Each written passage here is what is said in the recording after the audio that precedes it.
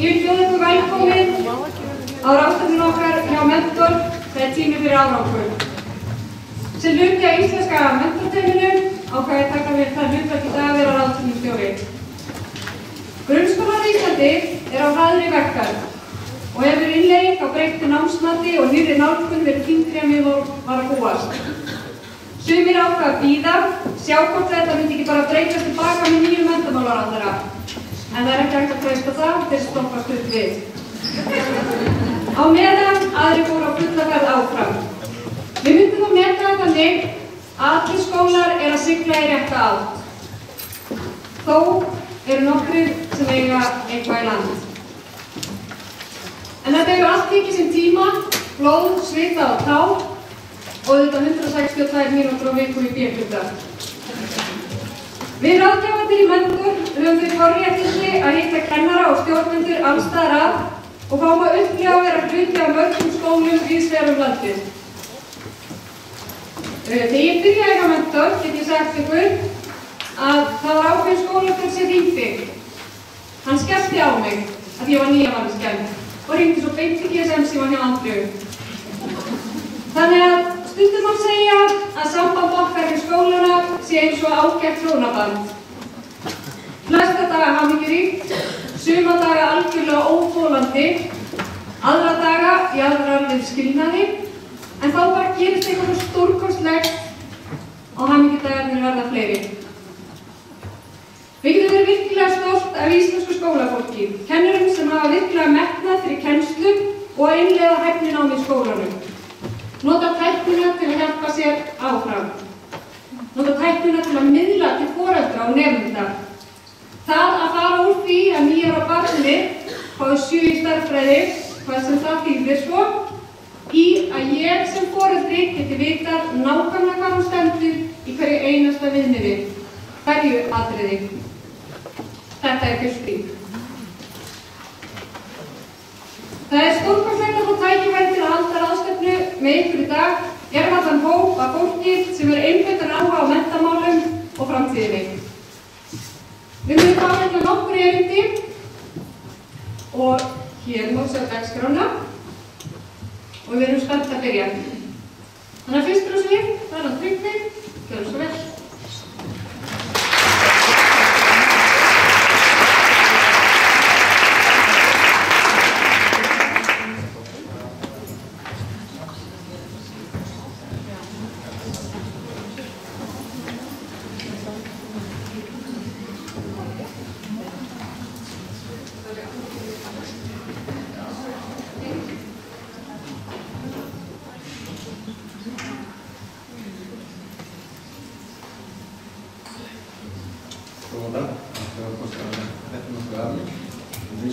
Ég sjálfur mig alltaf vel að halda að ég myndi standa kjúru bakvið hérna mikrofónu. Það mjög vanlega.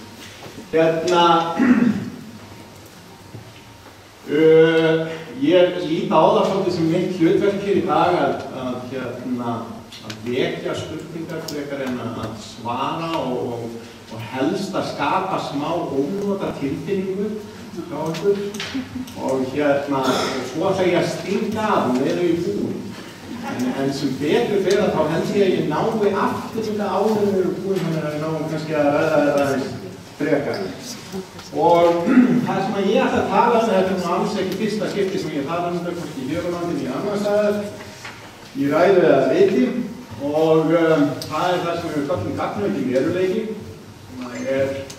sem kallað á ensku augmented reality og hefur verið þýtt á ýmsan hátt á íslensku en ég hef kosið að kalla þetta gagnauki veruleiki og hefur ýmsar ástæður fyrir því út af því að ég held að þetta sé sú tækni sem að í rauninni kemur til með að hafa mestu áhrif á samfélag okkar og þar með talið skólastarf í komandi framtíð.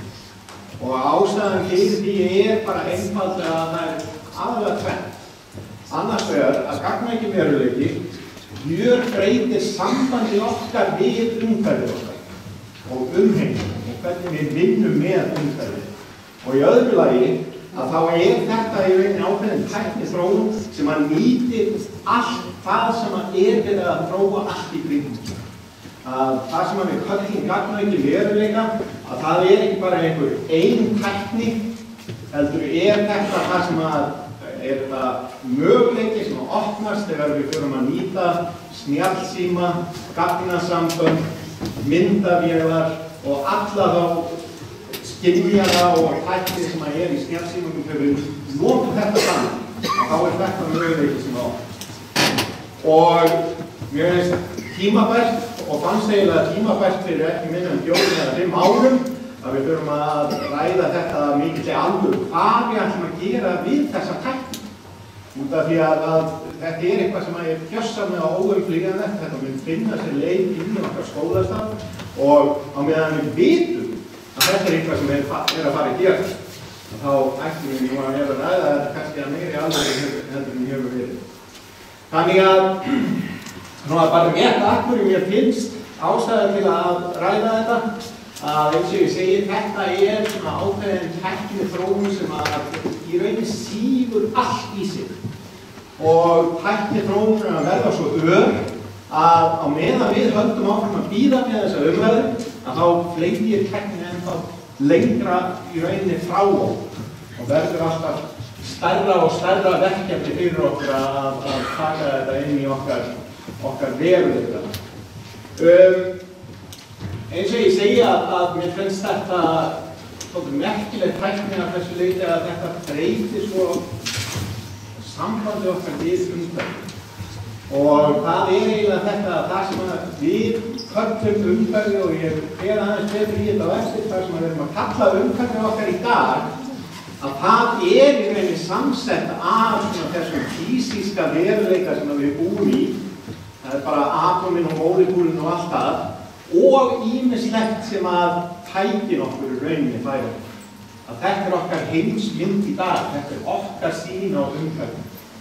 Og þannig að þessi skil á milli hvað raunverulegt innan gæsalappa og hvað stafrænt búið til í tölvum, að þessi skilur að verða mjög óljós og verða ennþá óljósari. Og þegar að þessi tækni nær verulega flugi þá getum við gert ráð fyrir að nemendur okkar innan 10 ára að hvernig þau upplifa veruleikann sinn verður svo gjörólíkt því sem við upplifum. Og það vill svo til að það var frétt sem ég rakst á vísi.is í morgun það að nú hægt að kaupa hér á Íslandi í rauninni svona kannski mest þróuðu svona gagnaukin veruleikar gleraugu sem til í dag sem heita Microsoft HoloLens. Og við fáum að sjá kannski aðeins hvað þessi gleraugu gera á eftir og svo geta allir sem eiga $3.000 þeir eru ódýrustu útgáfuna hlaupa út í búð og keypt sér. Hvað gagnaukin veruleiki? Gagnaukin veruleiki aðalega sem sagt þegar við erum að tala við tökum eitthvað stafrænt, eitthvað sem byggt á gögnum úr tölvum og við vörpum því á físíska umhverfið. Þannig að ég gæti til dæmis, ef ég væri með búnað fyrir svona gagnaukin veruleika, að þá gæti ég ákveðið að ég ætla að fara í leik þar sem geimverur sem eru að fljótast inn í gegnum þennan vegg hérna og ég þarf að skjóta þær á þeim drepa. Og þá ég að upplifa sem sagt umhverfið sem í kringum mig en það bætist við þetta sem stafrænt. Þannig að það sameinast í eina heild og það það sem í rauninni merkilegt með þetta.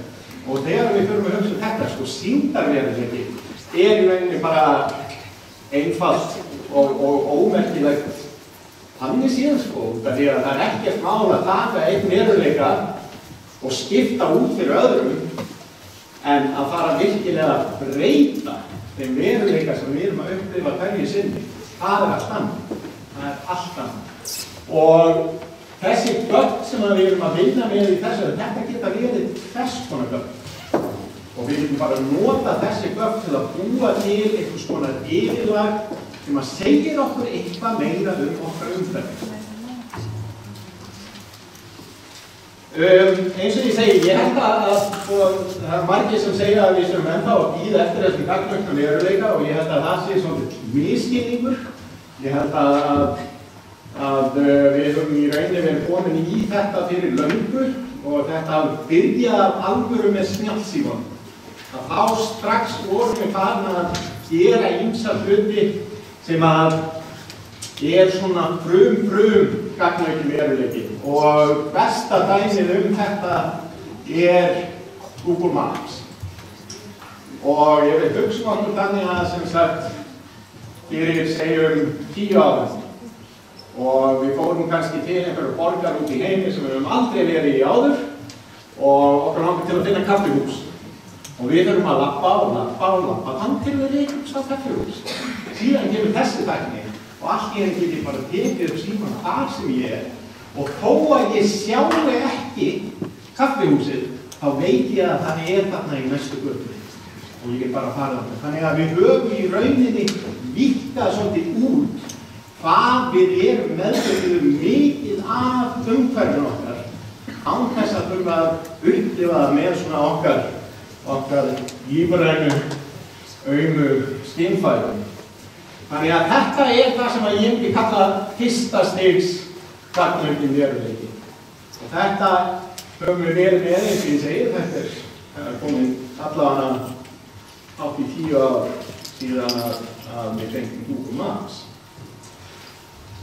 Annars stigs veruleiki og þetta aftur eitthvað sem að margir þekkja og þá erum við að nota og þetta hefur oft verið svona bækur sem að QR-kóður í bókunum og horfir á þetta í gegnum símann og allt í einu lifnar eitthvað við á síðunni og þú sér risaeðlu dansa á borðinu eða eitthvað svoleiðis. Þetta hefur verið notað í skólum og þetta það sem ég vil kalla annars stigs gagnaukin veruleika. Og þarna við í rauninni bara að auka svolítið notagildi ákveðinna hluta með því að sameina þetta stafræna og hefðbundinn hlut. Þannig að þið sjáu þetta vissulega þrívítt módel af, þið ekki notað deimkirkjan? Að þetta segir okkur töluvert meira heldur en tvívíð mynd og við erum farið að skoða þetta frá ýmsum sjónarhornum og þess aftar. Ég hef oft viljað einmitt segja að þetta sé eiginlega svo umhverfið að byrja að upplýsa okkur sig sjálf. Og það ýmis öpp sem að það eitt íslenskt app sem að heitir Hringsjá minni mig. Þekkið það einhver? Já, að þá hægt að horfa bara í gegnum símann á sjóndeildarhringinn og appið segir hvaða fjöll þú ert að sjá. Og svo sem sagt getur bara snúið og þetta típískur gagnaukin veruleiki og típískur annars stigs gagnaukin veruleiki. Og eins og ég segi, þetta eiginlega umhverfið byrja að segja okkur frá sig sjálf. Og það eru öll í þróun sem að þú farið út í skó og mynda laufblað og tré og þá færðu að vita hvaða tré Og allt þetta í rauninni byrjað að svona ákveðnar áskoranir fyrir okkur í menntageiranum í sambandi við þetta að ef að umhverfið upplýsir okkur sig sjálft þá ekki svolítið óþarfið fyrir okkur að eyða miklum tíma í að kenna fólki þetta. Þetta það sem við eigum að vera að gera í skólum. Þannig að þarna strax getum við farið að endurhugsa svona einhver hluti að kannski tíma okkar betur varið í eitthvað annað. Svo komum við að þriðja stigs gagnaukinum veruleika og þá erum við komið í þessi gleru eins og þessi Microsoft HoloLens sem allir sem eiga $3.000 þess að hlaupa út og kaupa. Ég á eftir $3.000, þannig ég á $6.000, þannig að ég kaupa hann til mér í leiðinu.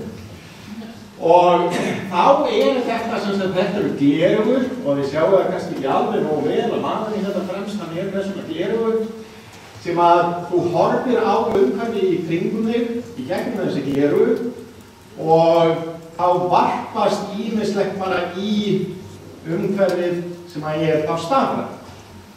Og þarna opnast ansi margir möguleikar. að við getum í rauninni farið að gjörbreyta umhverfinu okkar bara með því að skipta forrit. Og til dæmis þetta á svona að vera að sýna okkur að þetta hús og þetta sem er á borðinu, þetta allt bara stafrænt. Og þessi gleru, þessi HoloLens gleru, að þau eru þannig að þau búa til þrívítt módel af rýminu sem að notandinn er í, þannig að það veit hvað hlutir eru langt í burtu, glerun vita ef eitthvað er bak við eitthvað annað og notar allt þessi glögg til að varpa þessu stafræna inn í sjónsviðið og laga umhverfið. Þannig að þegar þetta er komið, og ég meina það kannski þetta er tækni sem er til í dag og það er hægt að fara út í búð og kaupa hana og hún er bara svo dýr. En þegar við getum bara farið að skipta umhverfi á þennan hátt, bara með því að keyra upp eitthvað nýtt af. Og við getum bara sagt, akkurat núna, ég nenni ekki að vera í einhverjum fyrirlestrasal, ég er að fara að kafa honi í sjó og skoða fiska. Og ég get bara breytt allt og allt í einu eru öll fiskar og ég skemmt mér. En þetta er í rauninni það sem ég held að ég séum svolítið að horfa fram á. Að unga fólki okkar í dag, að það á eftir að upplifa þetta að það sem við köllum einhvern veruleika, að það er eitthvað sem þú skiptir bara eins og þú skiptir sokka. Það er bara ef að þér líst ekkert á umhverfið þitt eins og það er, þá bara kemur upp hann að. Og þá eftir að vera fara í og úr mismundi veruleikar eiga eftir að vera til ákveðin að nota og þetta eins og ég segja, þetta er allt eitthvað sem er fullkomlega fyrirsjáanlegt. Að þetta á ekkert að koma okkur óvart þegar eftir 10 ár að það þykir sjálfsagt að allir okkar nemendur séu með einhverju einföld gleru, jafnvel bara linsur sem að gera þennan möguleika. Og þá er stóra spurning hvað ætlum við að gera í skólastarfi fyrir þessa nemendur. Hvað ætlum við að kenna þeim? Hvernig ætlum við að kenna þeim? Ég lofa að sýna ykkur, ég held að ég hafi tíman fyrir örstutt myndband, ekki örugglega hljóð á tölvunni. Ég myndi að tjekka því. Og now imagine using this type of capture technology to connect with family members who are thousands of miles away. And that's exactly what we're going to do. Það segja bara að hann sem sagt með þessi gleru og þetta þessi Microsoft HoloLens gleru sem hann heldur á og eftir að setja upp og það sem að við sjáum á skjánum á eftir hvernig hann að upplifa umhverfið sitt í gegnum þessi gleru. Demonstrate to you right now. My daughter is stood in a similar capture rig somewhere else in our lab and she's going to holoport into my space and I'm going to interact with her wearing my HoloLens. Hi Bob, I miss you. Hey Lily, I miss you too. You come home. I'm coming home very soon. Let me get out of your way. Hey Lillian, you can only hear me, you can't see me, but what are these toys? I have toys to show you.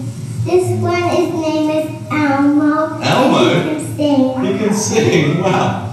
And what about the other one? The other one is called Tina, and I like it because it has different stuff. That's so cool. So Lilia, can you climb up on this chair that's behind you? Yeah, climb up. Be very careful. Now I'm going to count to 3 and I want you to jump. 1, 2, 3, jump! That was so cool. Og þetta sem sagt, eins og ég segja við, sem sagt í aðalmyndina þá við svolítið að upplifa þennan veruleika sem hann í og síðan þessi stelpa, hún einhvers stað annað í þessu húsi en hann sér hana eins og hún þarna í þessum veruleika hans. Þannig að þetta er tækni sem er verið að þróa í dag og til, eins og ég segi, ég farið út og keypti þetta og farið að leika ykkur með börnin svipaðan hátt. Og þá þetta þessi spurning, ég meina, hvað getum við gert með þessari tækni? Hvaða möguleikar eru fyrir hendi?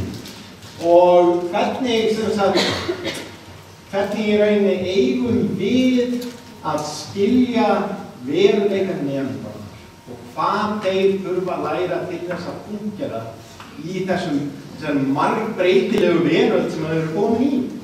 Það eru margir hérna sem að trúa að drekar séu raunverulega til. Enginn.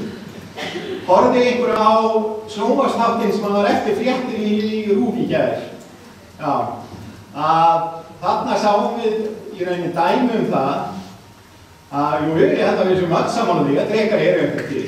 En það eru hundruðir, ef ekki milljónir, 100.000 manns heim allan sem að eyða heilmiklum tíma í að berjast við dreka. Og jafnvel að fá borgað fyrir það. Þannig að, ok, drekar eru ekki til, en þeir eru vissulega partur af veruleika margs fólks. Og það margt fólk, til dæmis hérna í gegnum íslensk fyrirtæki sem að eyða heilmiklum tíma í að berjast eitthvað út í geimi og byggja upp einhver hagkerfi þar. Þetta sá veruleiki í rauninni sem að okkar unga fólk að fara að alast upp í. Þannig að þá það þessi stóru spurning. Hvernig eigum við að hugsa þetta í tengslum við menntun? Hvað eigum við að gera? Og ég svona verið að gæla svolítið við þessar pælingar. Hvernig hugsa við menntun í tengslum við svona menntun? Og það sem að mér svona dettur helst í hug að við þurfum að horfa til þess að fólk þarf að vera að geta í rauninni nýtt sér alla þá veruleika sem að hefur aðganga að til einhvers. Og þetta í rauninni, þetta markmið náms. Að þetta unga fólk okkar í dag, að þegar það komið lengra og allir eru komið með þess gleraugu, að þetta sé ekki bara einhver skógur sem allir kýnast í, heldur að þeir geti virkilega fundið eitthvað gagn í þessum margbreytileika og gert eitthvað gott og gert eitthvað sem að lætur þannig að þeim líður vel. Og það sem að ég held að þetta snúist helst að það þetta að geta virkjað margs konar veruleika. Og þegar ég tala þá að virkja veruleika, þá ég að tala að geta nýtt sér þá möguleika sem nýr veruleiki býður upp á. Og þetta í rauninni svolítið svona að þarna ég að horfa á og reyna að lýsa hvernig þessi tækni breytir sambandi okkar við umhverfið. Og við getum til dæmis fundið okkur inn í einhvern veruleika sem við skiljum ekki og sem við getum ekki gert neitt í. Við höfum ekki það sem að þarf til að virkja þennan veruleika. Einfalt dæmi sem að gerist alltaf í dag, ég sem að eyði einhvern svolítið tíma út í Bandaríkjunum, fór skóladag og bandarískur og margar línunar og þeir dýrka allir hafnabolta. Ég skil ekki hafnabolta. Og þegar hafnaboltaleikur á skjánum, á sjónvarpsskjánum, þá eru alls konar, það verið að sýna okkur alls konar gott sem eiga einhvern veginn að dýrka okkar innlifun. Þetta svo gjörsamlega merkingarlaust fyrir. Ég veit ekki hvað þetta þýðir. Þetta ekki virkjanlegur veruleiki fyrir mér. En það eitthvað sem ég get lært. Ég get lært að skilja hvað gangið þarna og þá fyrir það virka eins og það á að gera. Og þá veit ég, þetta hraðinn á boltanum og eitthvað fyrir þetta. Það verður bara alveg nýr leikur og allt í einu verður hann spennandi. Þetta sérlega spennandi. Fótbolleik sérlega spennandi heldur. En þetta dæmi. Þetta dæmi sem við sjáum í dag, þar sem ég verið að nota alls konar gögn til þess að búa til einhver veruleika sem á að upplýsa okkur allan fjandann. En ef við höfum ekki lágmarksþekkingu til að virkja þennan veruleika, þá er bara með. Þannig að hvernig tökum við þetta inn í menntun og inn í skólanum? Og ég held að við getum hugsað þetta með virkjanlegan veruleika út frá tvennu. Og að annars vegar að það sem sagt hvernig við uppgötvum nýja veruleika og hvernig við lærum að nýta okkur nýja veruleika. Og hins vegar það að skapa nýja veruleika. Og ég held að þetta sé í rauninni mesta tækifæri fyrir okkur í skólastarfi og sérstaklega meðan að þessi tækni eins ný og núna. Ef við getum fengið til að gefa skólanum $4.000 gleraugu, að fara að hugsa ekki að leika á okkar nefnum að bara leika sem þetta. Og búa til nýja veruleika og sjá hvað þetta og fá svolítið einsýning hvernig þetta funkar. Og ég held að satt að segja að þetta eru ákveðnir hlutir sem við getum byrjað á að prófa við síðan ekki með hér. Að það sem við höfum til dæmis í rauninni að við getum gert ráð fyrir að flestir hafi aðgang að tækni, að það hægt að nýta hann og þá sérstaklega snjallsíma. Og ég prófaði þetta þegar ég fór fyrst svona að pæla í þessum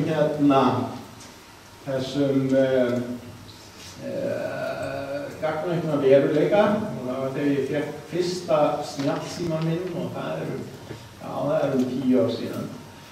Og þá var eitt sumar að við vorum að spá í og dóttir mín hvað hún ætlaði að gera sumarið og þá fékk hún hugmynd eftir við byggum þá á stúdentagörðum í Bandaríkjunum sem var mjög stórt svæði og ég hef alltaf lýst þessu þannig að það var einn stór leikvöllur með nokkrum svona blokkum hér og þar og fólk bjóðum.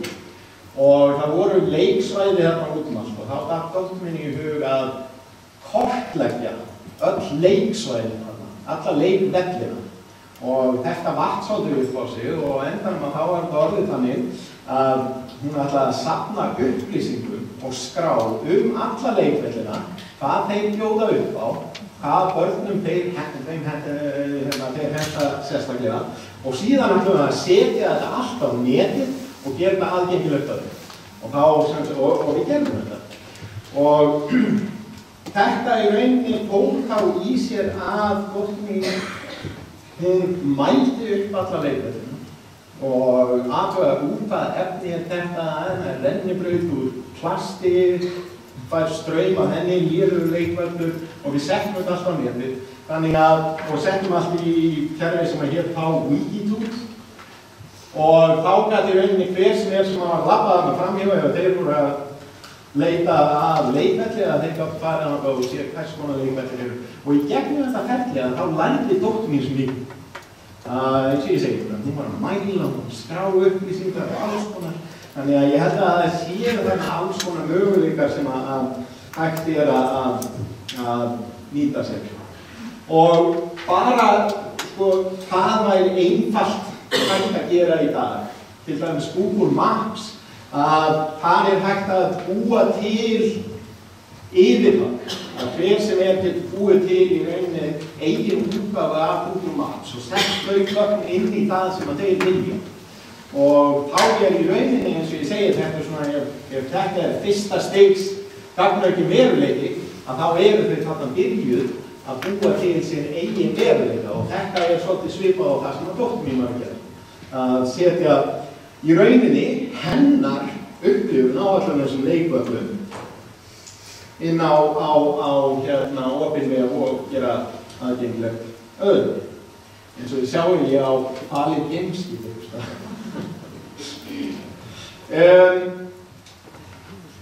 Svona kveikjur, það er margir sem að þekkja þetta app og rasma og ég veit að margir í skólum hafa verið að nota þetta að þá er hægt fyrir hvern sem í rauninni að fara og búa til svona kveikjur þar sem að ef það er horft í gegnum snjalltæki með réttu appi, þá lifnar þetta við og allt í einu færðu hvað sem hver vill setja þarna inn og það er risaðilega fyrir framan hvað líka Buckingham Palace ég veit það ekki, eitthvað svoleiðis. Og síðan eru eins og það sem ég nefndi áðan Wikifood og líka Google Fieldtrip, ég veit ekki hversu opið Google Fieldtrip lengur. En þar hægt að setja inn upplýsingar sem að fólk hefur þá aðgang að þegar það að fara eitthvað svæði. Ég veit ekki, Google Fieldtrip hefur aldrei náð mikilli útbreiðslu, mjög veist að snilldara að þú fer bara á einhvern stað sem þú hefur aldrei komið á og sagt ég hef áhuga á styttum og söfnum. Og svo bara í hvert skipti sem þú nálægt einhver styttu og nálægt einhver söfnum, þá bara að fara að tækna einhvern stýttra á og láta það leita þessu. Og allavega eins og var, og ég efast ekki að það séu öll sem að myndu gera og klikka að gera þetta í dag, að þá hægt að búa til þinn eigin leiðangur. Og í rauninni að setja inn það sem að þér finnst áhugavert í umhverfinu. Það þarf ekki að vera eitthvað satt, það bara, þú veist, já þarna besti róluvan á Hortnafirði. Þannig að, eins og ég segja að það ýmsir möguleikar og ýmislegt sem við getum byrjað að gera í dag sem að rauninum auðvelda okkur svolítið að nýta þessa tækni til fulls og ég held sérstaklega ef maður hugsa svona alls konar samtækni að þarna tækfæri, eins og ég segi þegar dóttir mín fórum í þetta einfalda verkefni að setja leikvellina á netið að þá allt í einu varum búin að læra alls konar hluti sem að enginn bjóst við. Það út af því að þetta hluti sem þú þarft að vita til að gera þetta. Þannig að þetta hentar vel í alls konar samtækningu og þemabundinum og kallað fenóból, eins og það sem að Finnar eru að gera í dag. Og eins og ég segi, þetta byggir svo mikið á sambandi einstaklings við umhverfi. Þannig að þetta svona í rauninni leið svolítið til að styrkja tengsl umhverfis og skóla og ýmislegt sem að hægt að gera. Og ég held að ég sé langt yfir tíma. Og ég 2 mínútur. Þannig að svona rétt bara í lokin að ég farið svolítið hratt yfir og þeir sem að hafa áhuga á þessu, eins og ég segi, ég búin að vera svolítið blúskar í þessu í minnst kost 4-5-6 ár núna og skrifa heilan helling sem ég fundið á vefnum, mest á ensku, en það þetta og sérstaklega þessi tækniþróun held ég að hún undirstrikar svolítið fyrir okkur hvað mikilvægt fyrir skólafólk að vera meðvitað tækniþróun. Bara almennt og að geta svolítið að horfa fram í tímanum. Ég held að allt og oft að þá erum við svona í skólaumhverfinu, við erum uppgengin alls konar hlutum, þannig að við bara bíðum eftir að tæknin við erum komið með þetta í hendur. Þá getum við farið að hugsa hvað við erum að gera við þetta. En ég held að við verðum að hugsa að vera meira framtíð og hugsa svolítið að horfa til framtíðarinnar og eins og ég kannski verið helst að reyna að sýna hérna að ef að við kynnum okkur þetta vel, ef við áttum okkur á hvað að gerast að þá getum við alveg byrjað að laga okkar kennsluhætti að framtíð, að fyrirsjáanlegri framtíð. Og það engin undarleg og mystísk spámennska í þessu. Þetta allt saman bara byggt á því sem við sjáum að gerast í kringum. Einhverjar spurningar, eða ekki allt of margar spurningar, eins og ég segi, mitt hlutverk. Bara skilja ykkur eftir svolítið hangandi í loftinu.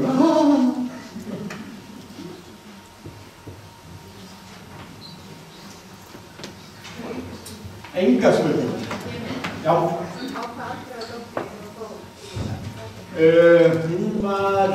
Hún hefði verið 7 eða 8 ára, annarkvæmt. Já. Og við fórum og við keyptum svona sett fyrir hann, hún var með svona tösku og þar var allt svona, hún þurfti mælisband og teiknistöff og allt saman. Og svo kom hún alltaf heim og döptaði öllum gögnunum yfir í símann.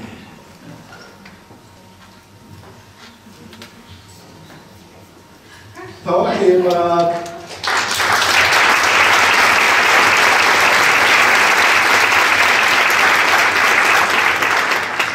En ég kem aftur eftir svona klukkutími eða svo, ef ykkur hefur dottið eitthvað í hluta.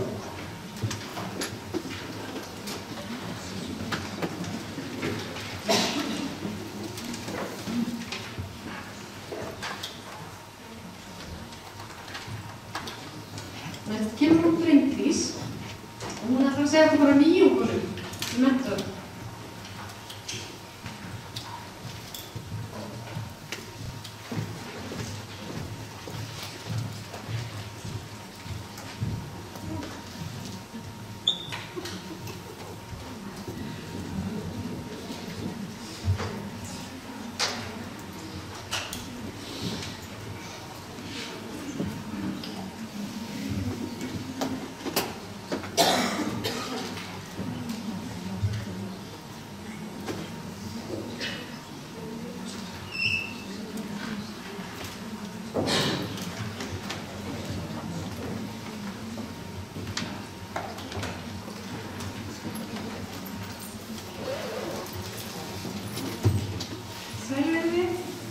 Mjög ánægilegt að sjá hvað er góð mæting í dag. Það er eitthvað annað á framboðsfundi sem var fyrir kosningar daginn. Þá mættu við mjög áhugasamlega við Vilborg og það var svolítið tótt. En auðvitað mjög margt gott sem frambjóðendur hafa komið að færa okkur og við vorum að hreinlega eftir að ganga vel og allt ganga eftir sem þessu sögum við varðandi menntafólk. Það sem ég ætla að renna yfir með ykkur eru nokkrar nýjungar sem hafa verið að koma inn í kerfið. Og það er bæði hluti af því að koma í loftið og annað sem er bara á fullu í smíðum og er væntanlegt þá núna það er væntanlega í desemberútgáfu hvað við á kunnum. Það er stjórinn okkar með útgáfunum. Þannig að það er bara mjög spennandi að sjá hvað er að koma. Og til þess að byrja með, þá ætla ég að fara með ykkur inn á hæfnikort. Það er þetta kort sem að skólar hafa verið á fullu að vinna og gengið ótrúlega vel. Það eru skólarnir að vera að setja upp námskrá fyrir hverja grein fyrir sig í hverjum árgangi og setja það inn í kerfið. Þannig að það voru ekki lengur að aðstíðast aðnámskrá fyrir að taka sína eigin námskrá og setja hana í loftið og eru þá með þannig að birta og viðmið í hverju grein fyrir sig og þetta er þá aðgengilegt bæði nemendum, foreldrum og kennurum og ég er mjög heilluð af þessu, bæði sem kennari það finnst mér að vera akkurat tóli sem ég þarf að hafa fyrir fram á veg til að sjá að hverju er að stefna að hverju sinni og sem foreldri þá held ég að þetta sé alveg bara hugljóm algjör að vita hvað er barnið mitt á að stefna að hverju sinni. En hér er ég bara að sýna ykkur dæmi og hér sé ég með kennara sem er að horfa á hæfnikort hjá ákveðnum nemenda og þið þekkið þetta örugglega mörg hver þetta viðmót að hér er ég bara með ákveðna grein og ég er með nemenda í 4. bekk og smátt og smátt hefur kennari verið að gefa hérna fyrir. Hann tekur bara að það er eitthvað viðmið og hann gefur sína einhvern fyrir. Það sem er komið inn núna er þessi samantekt og með því að smella hana þá er ég að fá samantekt á því hvernig nemandinn stendur. Það skiptir ekki máli þó ég sé ekki búin að þessu. Það er ekki að tekka á þessu á hvaða tíma skólaársins sem er. En ég er að horfa á þennan nemanda og núna til dæmis er ég búin að meta 85% af viðmiðunum sem að þessi nemandi er að stefna í vetur. Og hér sé ég hver heildin er. Hann er með 2 þjónustuskarandi, hann er með 56% að hans er búin að ná þessari hæfni. Þannig að hér erum við að fá algjöra heild yfir allt saman. Og þetta hjálpar þá vonandi kennarunum til þess að gefa heildareinkunnina í lokin. Auðvitað breytast viðmiðin, þau eru ég get gefið eina einkunn núna að hausti og svo hendur nemendum áfram, ég get gefið aftur einkunn. Þannig að þetta er að detta bara einn smátt og smátt fyrir veturinn og hér sé ég hvern flokk fyrir sig. Sjálfsagt, í hverju grein fyrir sig. Það er mjög svolítið að greina það inn í alltaf marga kafla. Og þetta þetta mun síðan prófa og ég ætla að sýna ykkur hérna bara það sem kemur síðan í framhaldinu. Það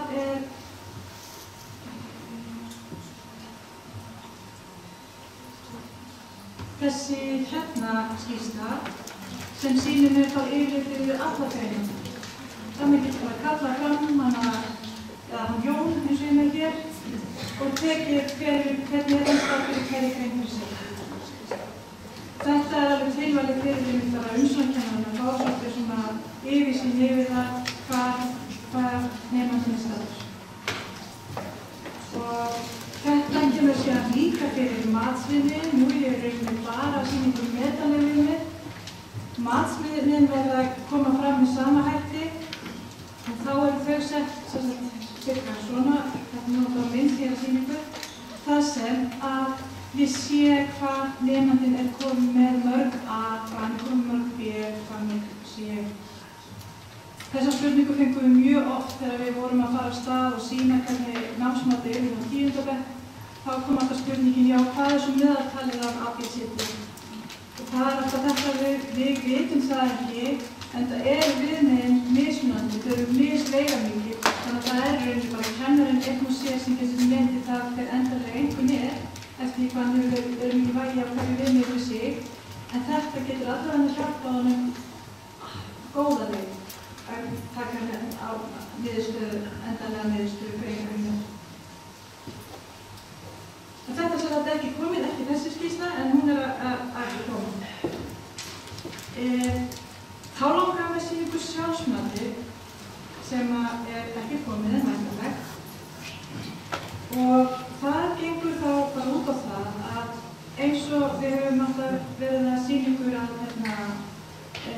þó að við séum ákveðið reglíkort og ákveðum viðmið sem allir stefna að þeirri veturinn og þá er flestir kennarar að setja þetta inn í ákveðnar notur, vinna kannski með 4 notur yfir veturinn þess að þeir eru búin að deila viðmjónum niður á sirkvart tímabilið, að þá gæti hann líka tekið hér er ég bara búin að kalla fram, opna inn á notu og kalla fram ákveðin viðmið, að þá kemur þessi hnappur hérna uppi að við getum sett sjálfsmat fyrir neðanum í gangi.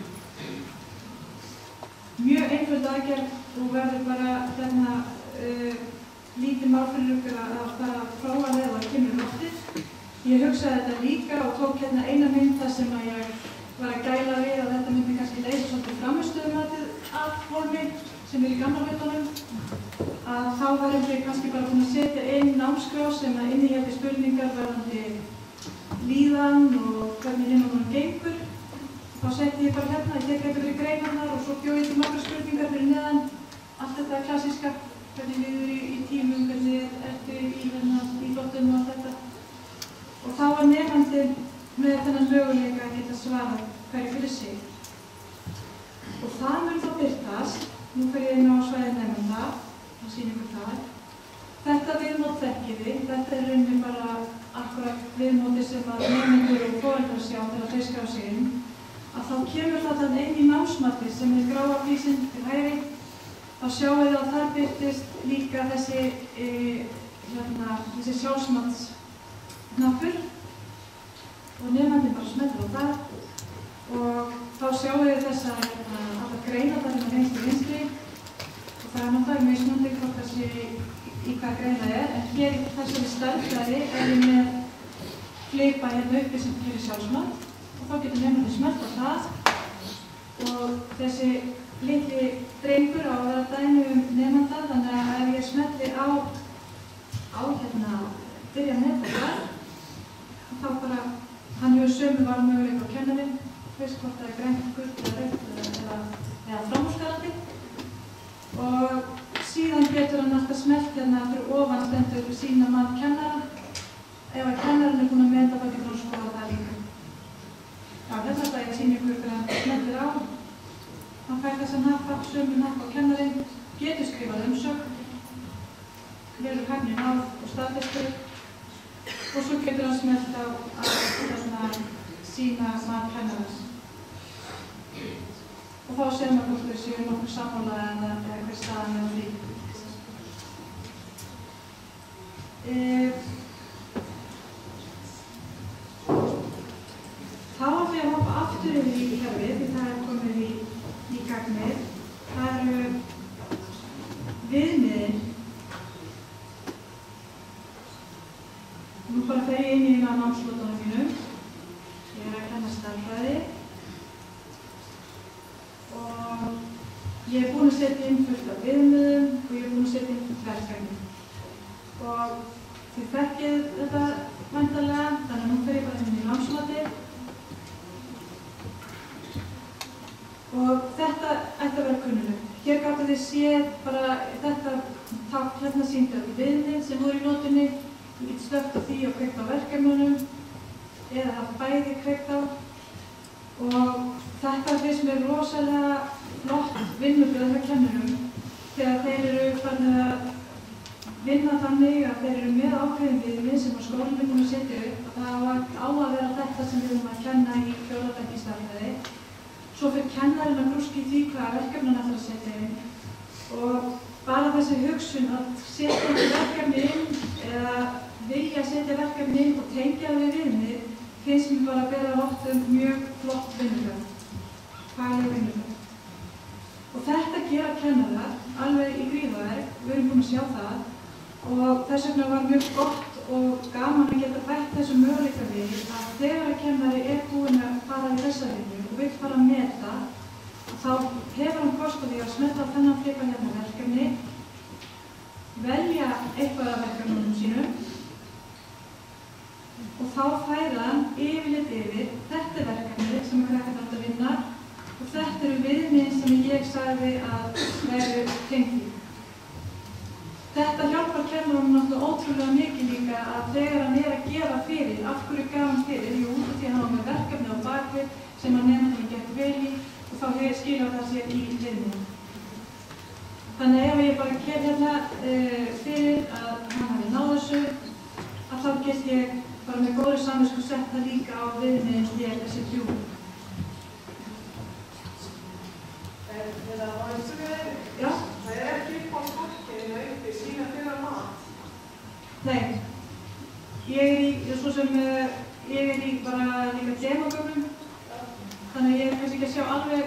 Það er ekki okkur. Nei. Fyrra matið er í þessum hellaflipa. Er það fyrir þetta að sjá sömu? Já, ég sé hann ekki hér.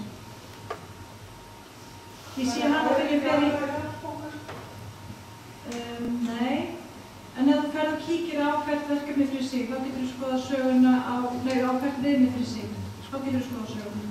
Já, þegar það er byrjað að koma saman og ferður það ekki sett í verkefni og hún er að gefa fyrir viðkomandi endurvinni í verkefni 1 og svo reyna að afturna endurvinni í verkefni 2 og kemur það tómt.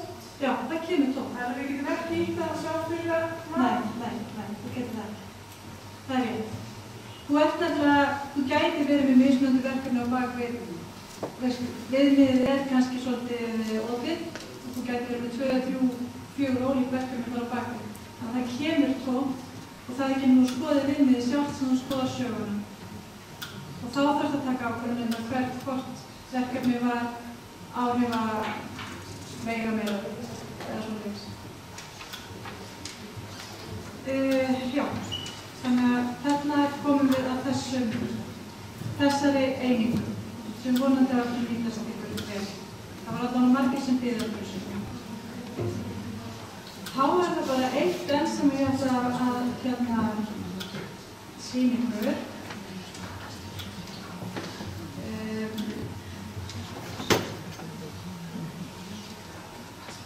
Þá þarf að reynir á hækjana.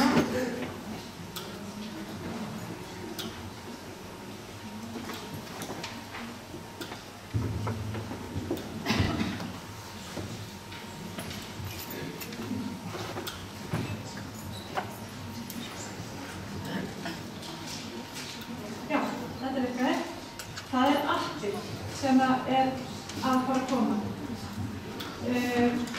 Sem við erum svo sem ekki alveg komin að niðurstöðu hvað sem skynsamlegast að kalla. Þetta er app sem stýrir því hvernig við tökum myndir á símann eða á spjaldtölvuna og getum á einfaldan hátt fært það yfir í kerfið.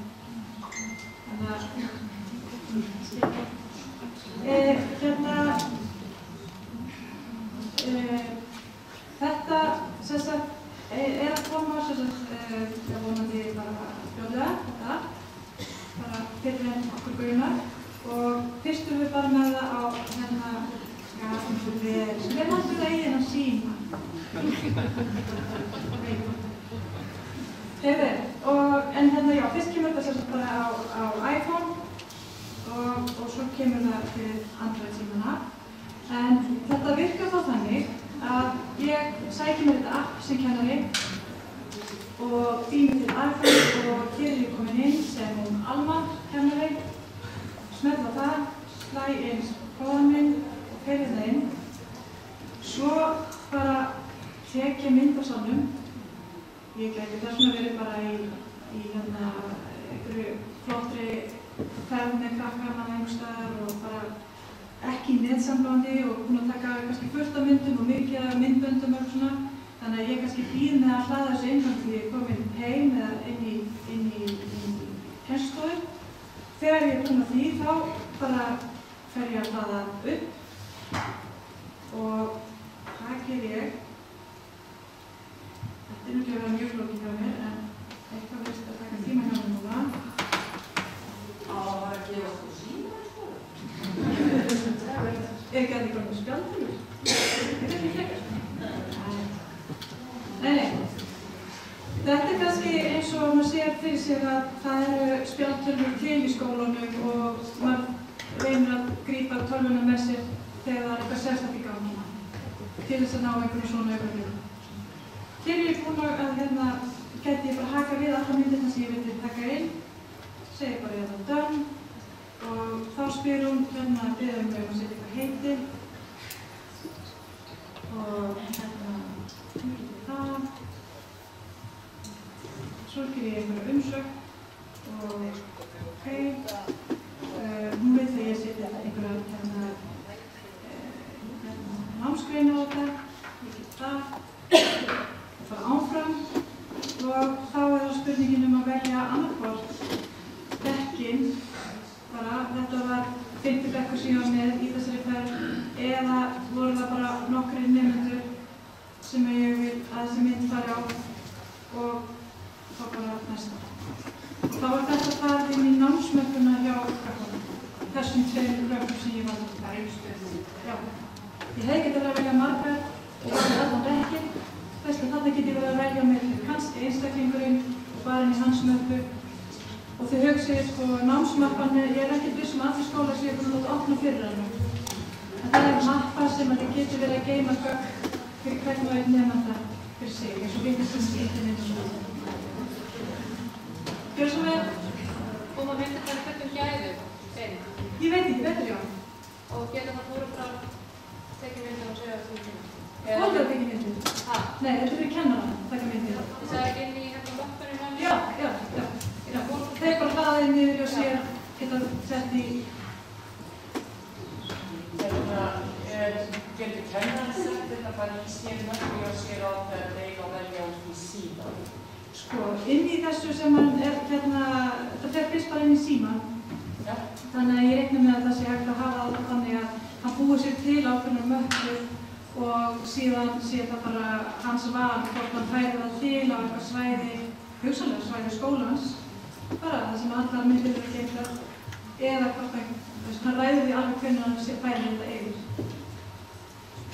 Það er komið í síman, það er komið í spjaldtöluna og hvort hann vinnur þar síðan áfram með það, setur við möppur þar eða færa það inn á annars svæði, það ætti ekki að vera neitt á. Það er ekki þannig að hún geta tekið í hans? Nei. Já. En þá er bara hver skóli er með ákveðna gagnahýsingu hjá mentor og þið eru er það á sjóveik? Ég er að tekka hverju verið vækandi. Að þið, já, en þá er ekki komin inn stopp á það.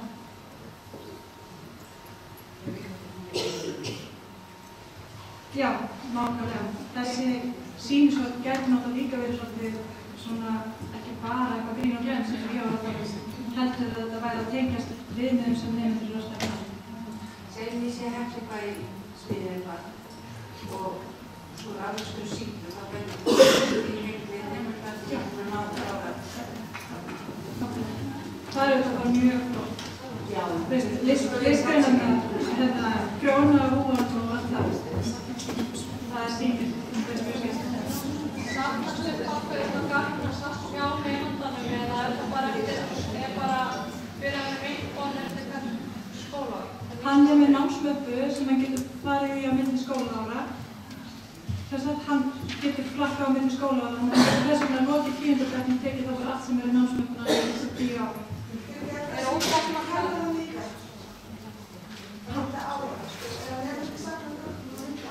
Já. Ef við kennarinn var aðfanga að nefndum, já, þá á hann að sjá námsmöppuna. Er þetta tengja að öðru gögnum ljósmyndin á Já, já. Nei, það er með fjölmjög hanga. En þú gæti verið að setja inn bara PDF-skjál og Word-skjál, Excel-skjál, myndir, annars konar sko. Það er bara tengja öllum viðmiðum. En það sem var í rauninni kosturinn með þetta myndadæmi er sem sagt það að þurfi ekki að taka mynd á símann, hlaða það inn á einhvern ákveðinn stað og taka svo þaðan, þess taka upp í 2 skrefum. Hér erum við bara komið með þetta beintengingu. En er raun og þess að það er ekki námsmöppu Það skilast inn á það sem þú setur inn á viðmiðum.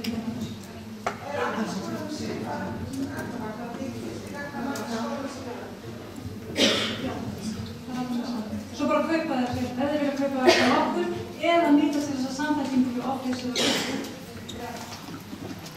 Það er svo frektarlýsing. Já. Það var ekkert að setja byrti það marga sig. Þetta er að byrja samverðinu. Það svo byrti sem námsmöppuna að verða þessi. Já. Það er ekki spurning á fréttina. Bara á námsmöppuna. Það er gáðið þetta að við erum fréttina og Bara að lokum síðan að það er þessi foreldrar það er að þeir geti fengið einhvers konar svona tilkynningu þegar eitthvað nýtt kemur inn, til dæmis að það eru verkefni eða ástundun eða báleikar, að þá er það líka í smíðum. Ég er ekki með neitt að sýna fyrir það, en ég veit að það verður vinsælt að það Já, allt. Nú erum við bara í öllum. Það er langt fyrir til fórstana, það er ekki langt fyrir svo að fáið til maður. Ég er ekki farið með Það lífið þér Það er alltaf ekki komin að Ísland og Nei, það er ekki komin að Ísland, þannig að vonandi samt á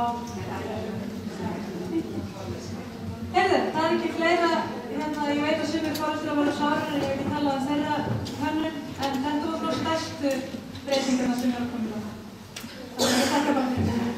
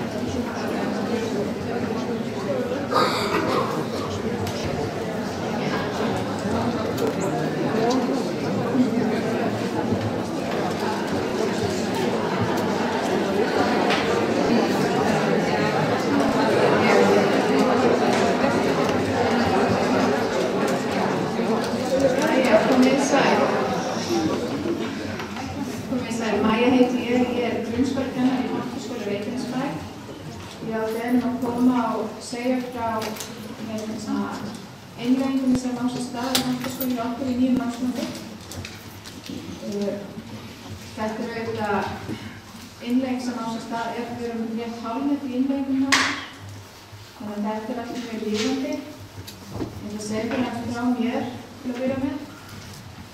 Ég kenni náttúrufræði á unglingastigum. Ég kenni þetta árið einnig upplýsing og tæknimennt í 8. bekk og hef yfirleitt kennt starffræði einnig en ákvað að verða verkefnastjóri þetta skólaárið og taka pingu pásu í kennslu.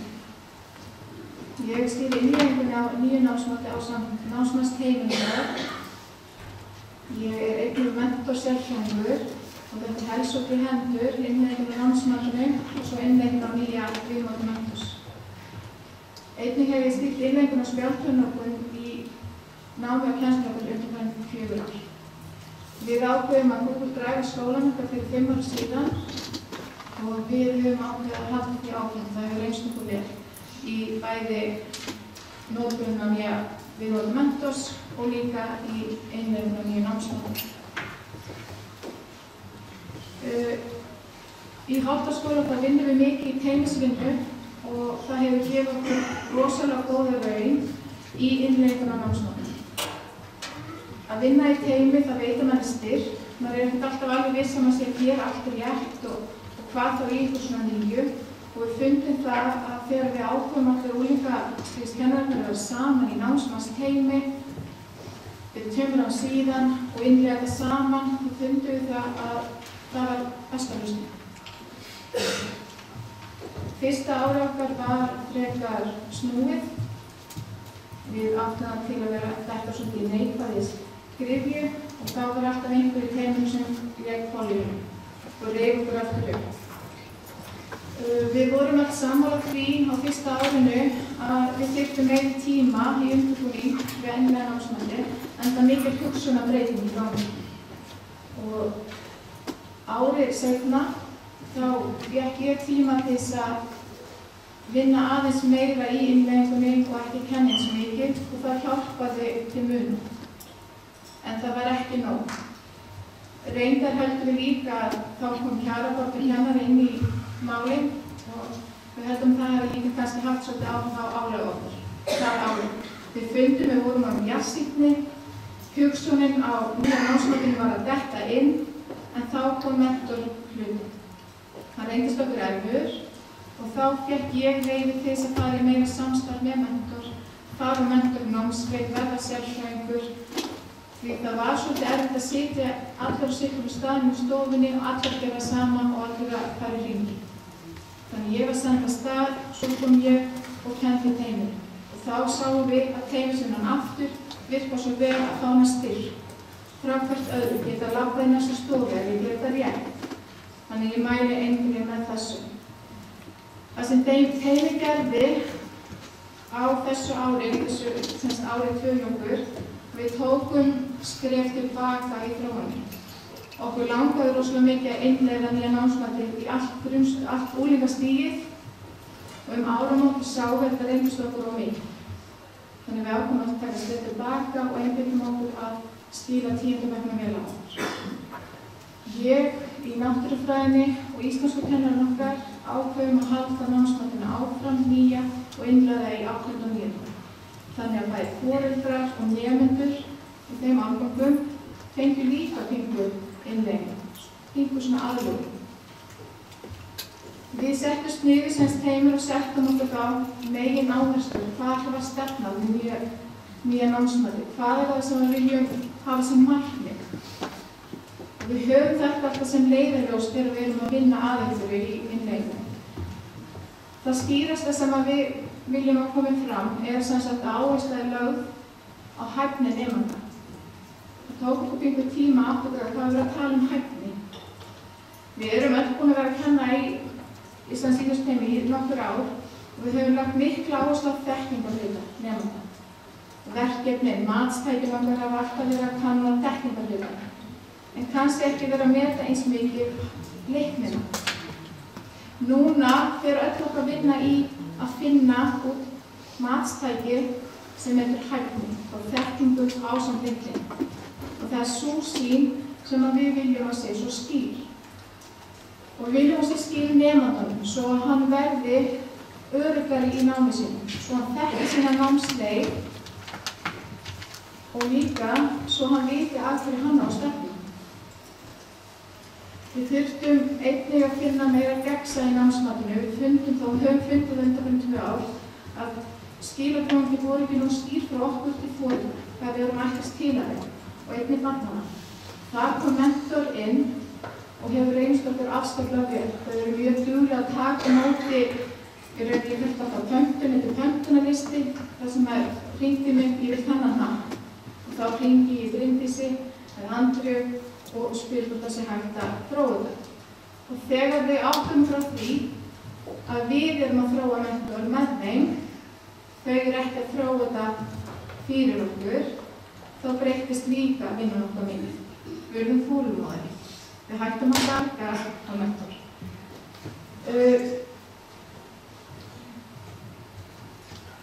Vegna þess að við vildum að sýnin okkar einnig skýrar, að það yrði meira gegnsæi, þá þurfti allur skólinn okkar og stjórnendur okkar að fara svolítið að kafa djúpt í grunninn. Og við höfðum alltaf haft 2 annað kerfi og við sáum það að það myndi nýtast okkur best ef að skólaárið yrði 1 önn. Það myndi sýna okkur svona heildræðni sýn á stöðu nemandans. Það var það fyrsta sem við gerðum. Einnig ákveðum við að leggja meiri metnað í hæfni þjálfunina hjá okkur, sem leiðsagna okkur. Ekki matstækin heldur í hæfni þjálfuna. Hvað er að gera til þess að þjálfu til að ná hæfninu? Til þess og þarf leiðsagna okkur að vera afskaplega fjölbreytt. Við þurfum að hafa umræðu, við þurfum að hafa hópverkefni, parverkefni, sjálfsmat, jafningjamat. Það þarf að vera svo fjölbreytt til þess að þau nái hæfninni. Til þess að fyrirmæli yrði skýr þá þurftum við að vera svona sátt við hæfniviðmið og matsviðmið. Og botnum við hvort að voru við ekki sátt við þau öll. Sum þótt okkur of víð, sum þótt okkur óskiljanleg. Við skiljum það ekki hvernig við kenna það, hvernig við þá krakkarnir að skilja það og reyna að ná þessari hæfni.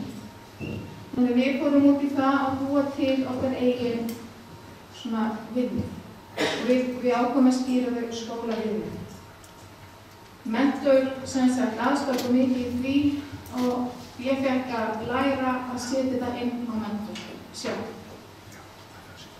Skólaviðmiðin okkar, þau eru með lifandi skjal og við finnum það núna þegar við erum á 3. ári að nota skólaviðmiðin okkar. Við erum alltaf að hoppa inn, ég ætla að slíti þetta söndur, ég ætla að gera þetta ítalega, ég ætla að gera þetta meira lýsandi. Við gerum sem skólaviðmið í öllum námsgrunum og öllum sviðum. List- og verkfræðikennararnir geta líka ásamt því að við erum sem með svona námsver og sem sjáum sérkynslun okkar og við erum að vinna í vissum gagnagrunum fyrir þau eigin. Við vinnum sem sagt skólaviðmiðin algjörlega út frá hæfni og matsviðmiðunum. Það kemur skýrt fram í aðalnámskránni að ef þú þjálfar nemendur í hæfni viðmiðum þá ert að þjálfa þau í matsviðmiðunum. Þar af leiðandi þegar við gerum okkar skólanámskrá þá erum við sem sagt alltaf með matsviðmið einnig að leiðarljósi, ólengi stig. Við leggjum mikla áherslu á þessu skiljanlegt og svo við hæfi þroska nemenda. Við ákveðum svo að skipta hæfniviðmiðunum niður á árganga. Vegna þessum sem ég get ekki kennt í náttúrufræði í 8. bekk því skilningurinn er ekki kominn á þroski eins og hann er í 10. bekk. Og það átti við flesta greinar. Sum hæfniviðmið rúlla og eru endurtekin okkar í árið. Við umorðum þau, við slítum þau í sundur og við skiptum þau niður á árganga. Við erum alltaf að þróa þau og það góða við mentor er þú getur farið hvenær sem inn í ykkar viðmið og breytti textanum. Sem er svo gott vegna maður ætlar alltaf að skrifa já, ég breyti þessu vor. Og svo kemur vorið og svo kemur haust og þú manst ekki hvað áttir að breyta. Þannig að það er vorulega gott að geta farið bara strax inn og breyti þessu. Skólaviðmiðin okkar birtast öll á netinu og þau eins og ég segi, þau heita skólaviðmið, þannig að nemendurnir fá ekki námskrá sem stendur úr matsviðmið úr aðalnámskrá í slík. Það er skólaviðmið. Leiðsagnamatið aðal fókuspunkturinn á þetta á þeim stað sem við erum núna. Við erum mikið að reyna að þróa hvernig námsleið barnsins þess að ná þessari hæfni. Hvað þarf ég að gera með nemendunum í þessari leið? Hún þarf að vera fjölbreytt. Það hugtakavinna. Þannig erum við með hljóðbækur fyrir þá sem þurfa. Við erum með myndbönd, við erum með fyrirlestra, við erum með miklar umræður og svo erum við verkleg. Ég alltaf að tala náttúrulega. Við erum með verklega hluti. Þetta námsleiðin. Hérna áður fyrir nokkrum árum, í hvers skeið sem nemandi gerði verkefni á mig, þá var ég þetta spurð. Verður þetta metið? Í dag það liðið hjá krökkunum okkar. Þau vita að gulrótin á ennþá. Þau vita að ef þau sinna þessari hæfni þjálfun vel, þá munið þau fá góða hæfni einhverju í lokin. Við þegar við erum að vinna leiðsagnamatið, þá setjum við þetta upp í námsloður. Námslóðurnar eru misjafnlega langar hjá okkur, bara eftir því hvaða hæfniviðmið og hversu mörg hæfniviðmið ég er að þjálfa okkar í sinni. Sum hæfniviðmið eru mikilvægari en önnur. Það bara þannig. Sum hæfniviðmið vega meira en önnur. Við verðum alltaf sem fagarar að hafa það í huga. Við búum til noturnar og erum að veita þeim leiðsögn í þessum 4 táknum. Þau fá að vita stöðu sína á vissum punktum í lotunni.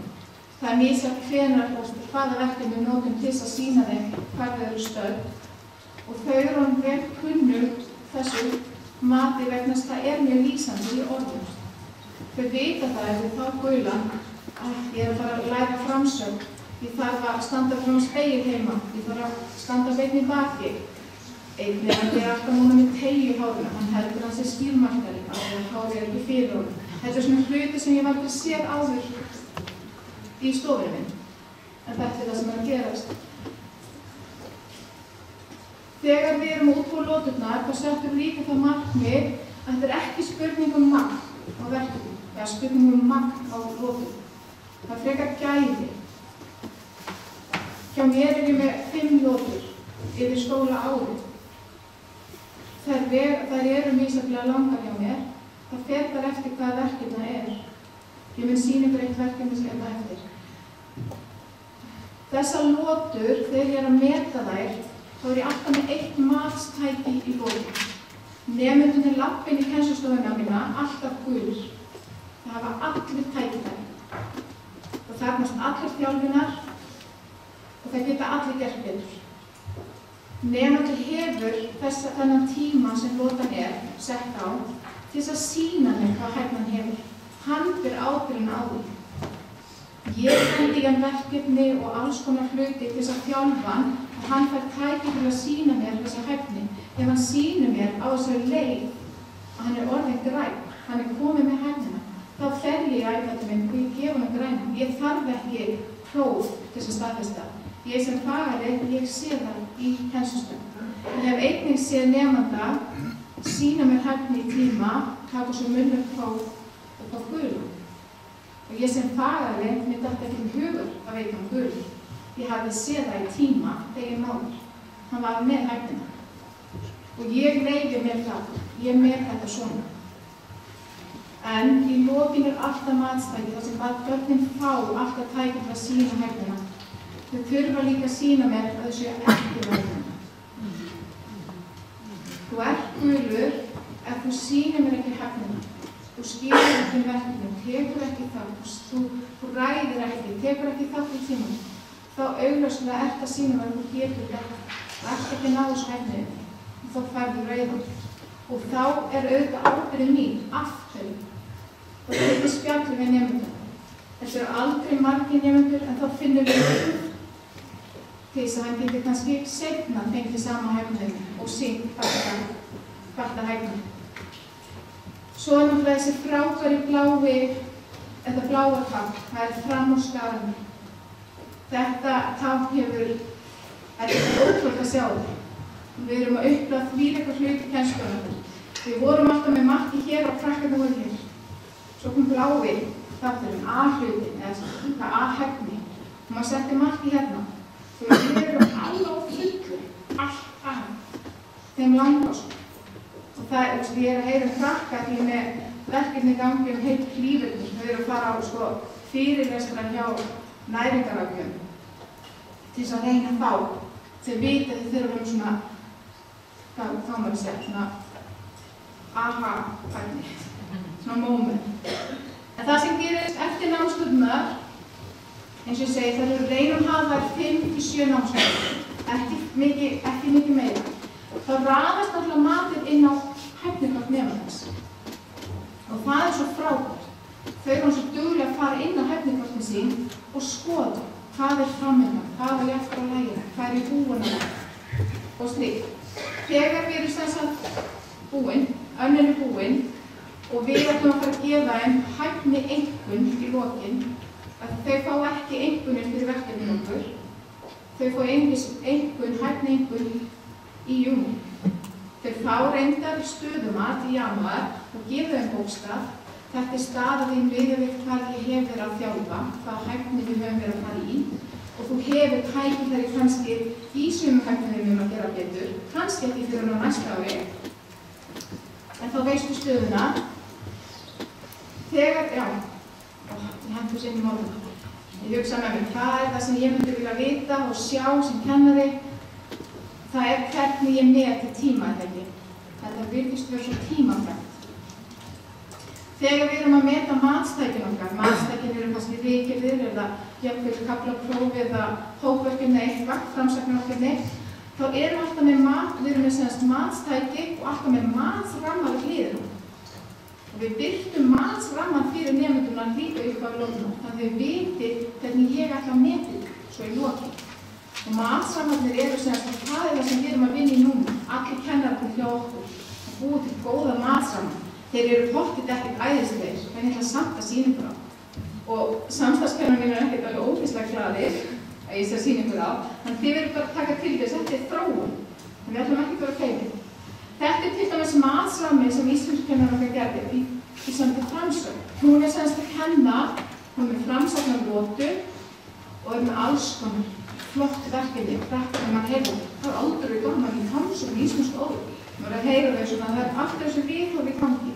Og þau eru svo vitar ekki nákvæmlega hvað þau þurfa til þess að ná hæfniviðurinn. Þetta er mjög skýrt. Raddstyrkurinn þarf að vera jafn og góður. Röddin berst vel til allra áheyrenda. Lesfræði hæfir efni. Þetta er svo skýrt. Þetta er í orðum.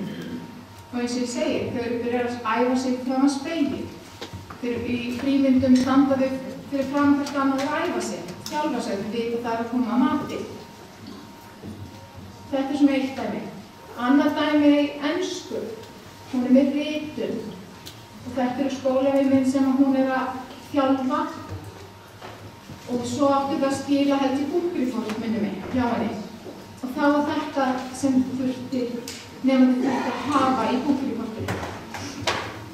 Þetta var sem sjálfstæð vinnubrögð þarna þar sem hann hver og einn var að skila inn sinni búkrifort. Þetta er til dæmis heimildaríkjað í náttúrufræði. Aðeins öðru sem matsrammi. Stundum er ekki alveg hægt að rísa nákvæmlega á þeim ríkjuna því við viljum ekki koma í veg fyrir svona creative thinking. Hæfnikort nemanda, sem sagt, þau fyllast af litum hjá okkur. Við metum svo hæfnieinkuna með þessu, með bókstöðum. Þetta hangir upp allan skólanum. Þau eru búin að læra það og það er svo slá fyndið sko. Við gefum ekki einhvern við verkefni, en við höfum kannski verið með 5 hæfnivinni í gangi. Og ég heyrði nemandum það að segja, ég var gul og þarna, en ég var allt í græn. Þannig ég sé plúsnum, ég tali kannski við mæli. Ég heyri kannski í henni. Kannski er hitt hæfnivinni ekki nógu margt, kannski er ég ekki. Það er hugsunna. Þau eru bara búin að sjá fram á það. Ef að hæfnikortið sýnir rauðan og örlítið af gulum sem er svo algengt, þá þá förum við alltaf kennarnir inn í það hvaða hæfniviðmið er það hæfniviðmið sem skiptir rosalega máli og endurtekið ár eftir ár, þá nemandinn í vanda.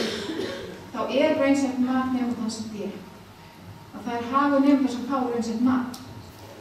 Ef það pingu gult með meira gult og brauð, þá erum við að gefa hún C. Kemur pingu grænt með, þá erum við komin í C+. Allt grænt, frábært, markmiðinu náð, þangað stefnum við, þangað beinum við nemandum okkar. Frábært, góð hæfni, út í góð málum. Svo kemur fram og skarandi hæfni hjá sumum af og til. Það með eitt og eitt svona þvílíka hæfni í samskiptum eða þvílíka hæfni í skipulagi. Þessi nemendur B+ nemendur hjá þeim. Þetta eru framúrskarandi nemendur. Og það eru alltaf fleiri og fleiri að bætast í B+ hópum. Við sjáum það, í munni, markið var að búa hætta og þau eru svo á leiðinni.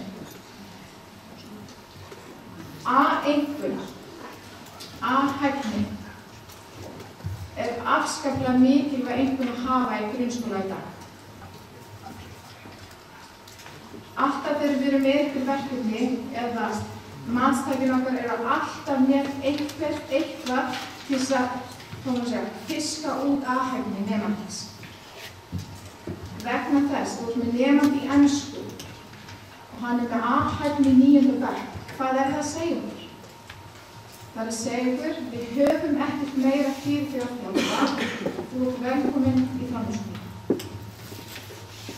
Það rosalega mikilvægt að nemendur sem slíkir fái eitthvað til þess að svona krefjandi í það, svo við fá þennan námsleið.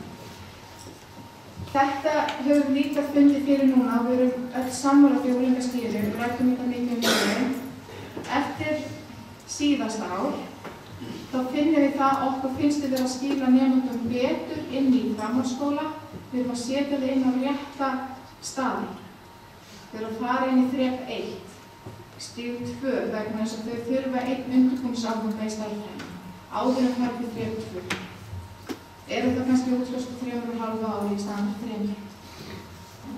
Nemandi hefur ekki náð tökum ef við sé hjá okkur í stærðfræði. Hann þarf 2 undirbúningsáfanga. Hann þarf að bæta við ári í þessu fæi. Það gott fyrir nemandan að fá hann undirbúning. En ef nemandur orðin B, þá allir vegið fær og þeir eru velkomin að fara bara og reyna að útskrifast á 3 árum. Hvað gerir þá B+ og A? Það veitir nemendum tæki fyrir að fara náttúrulega frábraut ef það það sem þau vilja, eða svigrúm til þess að gera annað. Mikið af þessum nemendur sem með þessar einhvernir eru framúrskarandi í íþróttum, eru í tónlistarnámi eða einhverju slíku, það gefum svigrúm í stundartölunum. Þannig eins og ég segi, okkur finnst við orðin, við erum öruggari að senda þau frá okkur á rétta staði. Ógeðslega fáum mínútur eftir, en við langar að sýna ykkur, viljið þess ekki sjá birtingarmynd nemandans, hvernig við sjá hjá okkur lóturnar og slíku.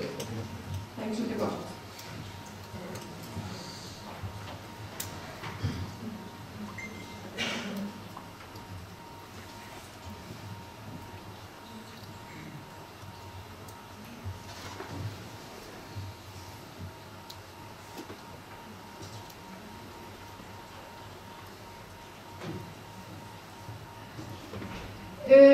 Það sem skiptir okkur rosalega máli er samskiptin okkar við foreldra, birtingarmynd þeirra, vegna þess að við fengið það alveg mjög skýrt. Ef sambandið við foreldra gott, þá nær barnið betri árangri. Og þar kemur mentor sterkt inn. Ég hringi alltaf og senda alltaf frábær birtingarmynd. Æðislegt og svo skýrt fyrir foreldrana. Og mér finnst þetta frábært, þessar flísar æðislegar. Það birtist alltaf nýtt námsmat, þá að vera nýtt námsmat, ég bara búin að fylgja svo í þessu. Þegar það kemur og krakkarnir eru rosalega mikið í símanum sínum að skoða, maður er ekki búin að senda námsmatið, þau eru rosalega spennt. Það sem þau gera, það sem við kennum þeim að gera er að fara alltaf inn á lótunar. Við byrjum lótunar á því, krakkar, opnum inn á lótunar ykkar. Og við kennum þeim að fara inn á þær. Vegna þess að við viljum að þau viti hver námsleiðin þeirra áður en við förum hana. Ég ætla ekki að sína svona víst. Áætlunin það sem skiptir miklu máli. Við vöndum okkur þarna. Við segjum þeim hvert markmið með þessu. Hver tilgangur við að þjálfa okkur í þessu. Og í þessu þetta sem sagt, þetta lóta sem í gangi núna hjá mér heim lífefni. Ég segi þeim hvað námsefni ég nota, hvað kennslu aðferð verða. Þau eru svo kunnug þessu. Þau vita já og þetta svona nota. Þannig að þau eru svo vön. Svo útskýr ég leiðsagnum og þetta rosalega mikið líka fyrir foreldrum. Ég set vitin inn alltaf eins og bara meðan allir að vennast. Verkefnin, ég seti líka inn hvernig verkefnin verða. Við semst erum vönd því þegar það eru hópaverkefni, þá er alltaf sjálfsmat og jafningjum. Viðmið, það erum við að fara að þjálfa, það sem við erum að meta og slíkt. Svo námsefni, ég elska þennan mark mjög mikið. Vegna þess að það er svo oft sem að ég heyri krakkana, mikið af krakkum að fara erlendis hjá okkur. Og þau hafa aðgang að öllu námsefni sem við förum í, sem bara frábært. Og ég set allt inn. Þannig að þau geta haft aðgang að öllu. Ég elska að kaupa, andinn hljóðurarnar hans, bara svo fyrir. Metnaður við kennar. Þegar þau hafa séð lótuna og skiljana, þá ég ofta að senda inn hérna í tímalínum. Ég mun gera það mikið. Hérna set ég inn matsramman. Hérna þau vita strax hver matskrafin Þessi rosalega flókinn svona. En hann flókir. Sem kemur hérna lýsing á verkefni. Hvað við að fara að vinna á hvernig við að íta á það. Það gaman. Okay. Þetta bara lýsing á verkefni sem það verður að vinna. Þau voru að gera semst heilsudagbók fyrir sjálfa sig og svona rannsókn. Það mjög gott að hafa svona matskvarðin. Alveg í lok lótunar þá munum við fara að fylgja honum eftir. Og þetta það sem ég nota sem kennari. Þetta svo skýrt fyrir mér hvað ég vil, hvað frá kroppanum og krakkarnir vil hvað ég vil líka. Svo við náum hefninni. Það íta þannig. Ok. Svo náttúrulega hendi inn. Þegar líður á lótuna þá breytist margt. Við erum mjög lifandi umhverfi, þannig ég alltaf að bæta við. Krakkar hérna, sjálfsmatið hérna. Þannig að það líka ekki alltaf fram að styrna þau bara allt strax. Það kemur stundum jafn óður, við erum að vinna kannski eitthvað verkefni. Eins og hérna, svo fórum við í uppgjörsvinnu. Og þá var þetta spurningar sem ég átt að spjalla í tíma, saman, eitthvað slíkt. Þannig þið sjá alltaf myndina af þessu. Þegar lótan búin, þau sjá líka alltaf verkefni sem hérna þau eru að skila, eins og sjá. Þar sjá þau hvaða verkefni metið, eins og hérna. Hvaða verkefni, hvað ég að skoða þegar þau eru að vinna þetta verkefni. Hvað þetta, hérna þessi verkefni. Og í sjálfsmatinu, þau skipta máli líka. Hvað ég að skoða það lykilhæfnina inn. Við tengjum alltaf lykilhæfnina inn í allt sem við erum að gera. Námsmatið þegar lótan búin, þá birtist námsmatið nefnir svona. Þetta semst náttúrulega bara lótan sem í gangi þegar og þetta námsmatið sem barnið fengið. Það góða að vita þessi heildarlistin eins og við vitum. Að sjá hvað framöndan. Hvað fyrir status með núna. Og það sem við langar sýningu lykilhæfnina, hún hefur verið mikið í umræðinu. Hvernig við erum að hæfna hana. Við vitum öll að við erum að kenna lykilhæfni. Hún í öllum námsgreinum. En hver á að meta hana? Ég veit að íþróttakennarar eru miklu færri að meta vissa lykilhæfni og nýja náttúrufræði. Og öfugt. Það sem við ákveðum sem teymi að gera að skipta á milli okkar. Við rifumst alveg lykilhæfnina. Ekki alveg en þú samt. Hvað átti við, hver átti heima hvað? Þetta alltaf svona, þið sjáum hvernig skiptum hér. Hún bara svona. Og ég sé þá bara þessa hérna lykilhæfni og alltaf að skoða hana. Alltaf með hann í hugum. Í staðan fyrir að vera með 20 lykilhæfni sem við erum með í hugum. Það með 4 og einbindum með hugum.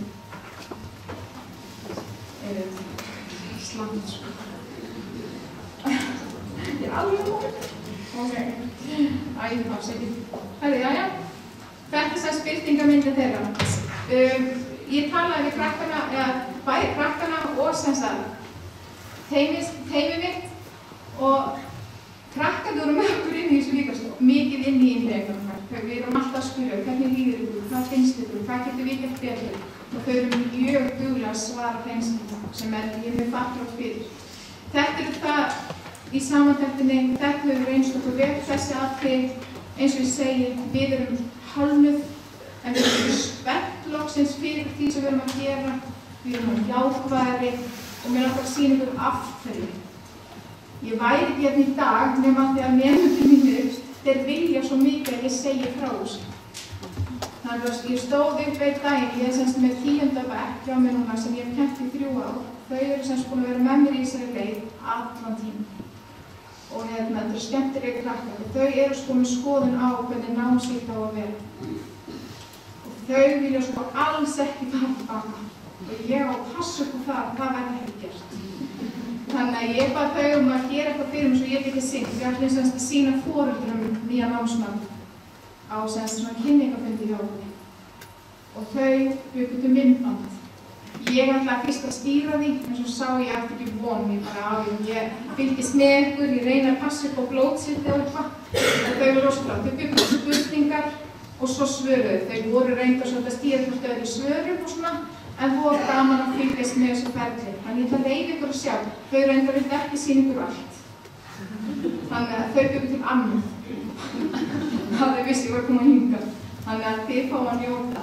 Og þetta er bara enda þetta á því, en það ekki. Og eins og ég segi, ég held áfram, ótrúið áfram vegna þess að nemendur er svo gott. Þau eru svo ánægð og sátt í námskeiðum sínum í dag. Sem ég átti ekki von á þegar ég byrjaði í þessari vegferð.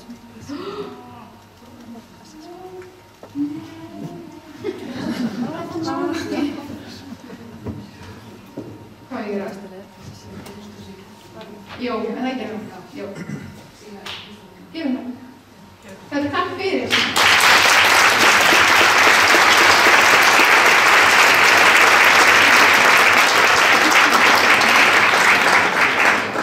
Áður en fyrir mig kvartlið, einhverjar spurningar fyrir Maríu.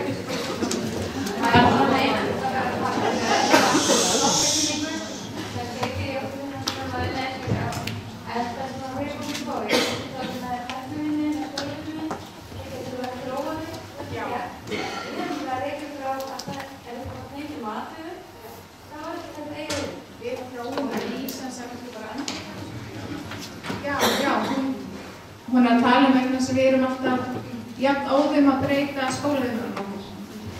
Við sem sagt, þið kannust öll við bekkjarnámskrár, við höfum öll unnið þær, ekki alltaf viss af hverju, en við notum bekkjarnámskrár í dag. Þar eru öll skólaviðmælum. Við erum skólaviðmæl, hæfniviðmæl til hliðar og hvaða leiðir við förum til að ná þeim og hvaða matstæki við notum til þess. Við þróum það þar. Í bekkjarnámskránum og ég set það inn. Ekki námskráðina með því? Jú, ég bara sé alveg það. Ekki þau. En við vorum að lenda í að fólk taka inn í námskráðinu sín og vinna alltaf vinni. Og svo breyta þeim? Já, sko, viðbyrjum. Já. En ef það er komið mat, viðbyrjum. Ég get alltaf breytt textan. Við höfum alveg verið það. Ekki matinu, ekki. Passa það þegar við byrja að gera það að vera með stillingarna rétt á hvaða tákn við notum. Ef við erum með 4 tákn eða það hafa sumir vilja fara í að hafa bara ómetanlega tækniviðmið. Við erum ekki með þannig en við gætum ekki með annan þannig að sagt að ég ætla að meta það. Þá er svo ekkert að breyta. En við getum breytt textinu. Það er ekki mál okkur. Þó að þessi komið mat? Já.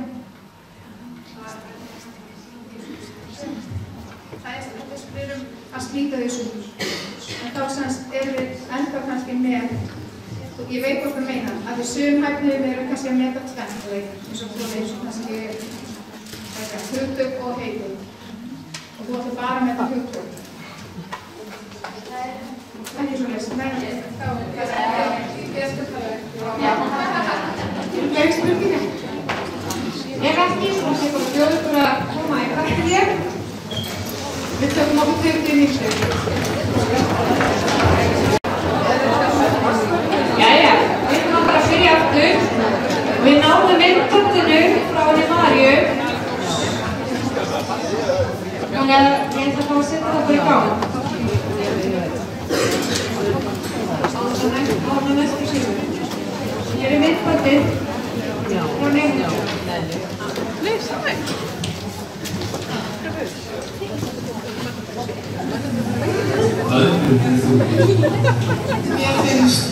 nýja námsmat betra en það sem var með af því að það gefur okkur meiri innsýn í hvað er ætlast af okkur og hvernig nemendur viljum vera og hefur við komast á næsta stig okkar námi þá vitum nákvæmlega hvað við erum að gera til þess að komast okkar af stað.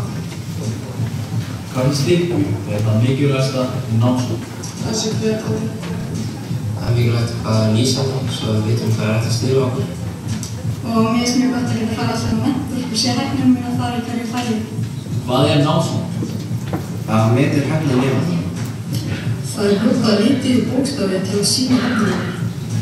Ef maður er komið með grænan þá höfum við náð efninni BA á grænan. Í hvers stuðum við að námsmat í skólanum? Það er til þess að sjá hvað heilstöðum okkur. Og bara líka að vita hvað er ætlast af okkur í framhaldsskóla. Ég fræði saman hér. Það nýja námsmatið undirbúið þig fyrir framhaldsnám? Já, ég tel nýja námsmatið undirbúið mig fyrir framhaldsnám. Því að í nýja námsmatinu þá lærir maður að finna lausnir frekar en að læra það utan bókar.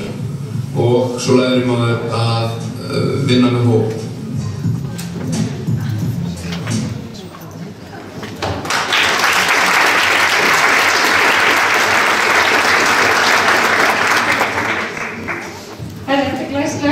Næsta á sviðinu vil ég bjóða Pedó frá Vatnsenda-skóla og kannski kynni sér betur sjálfur.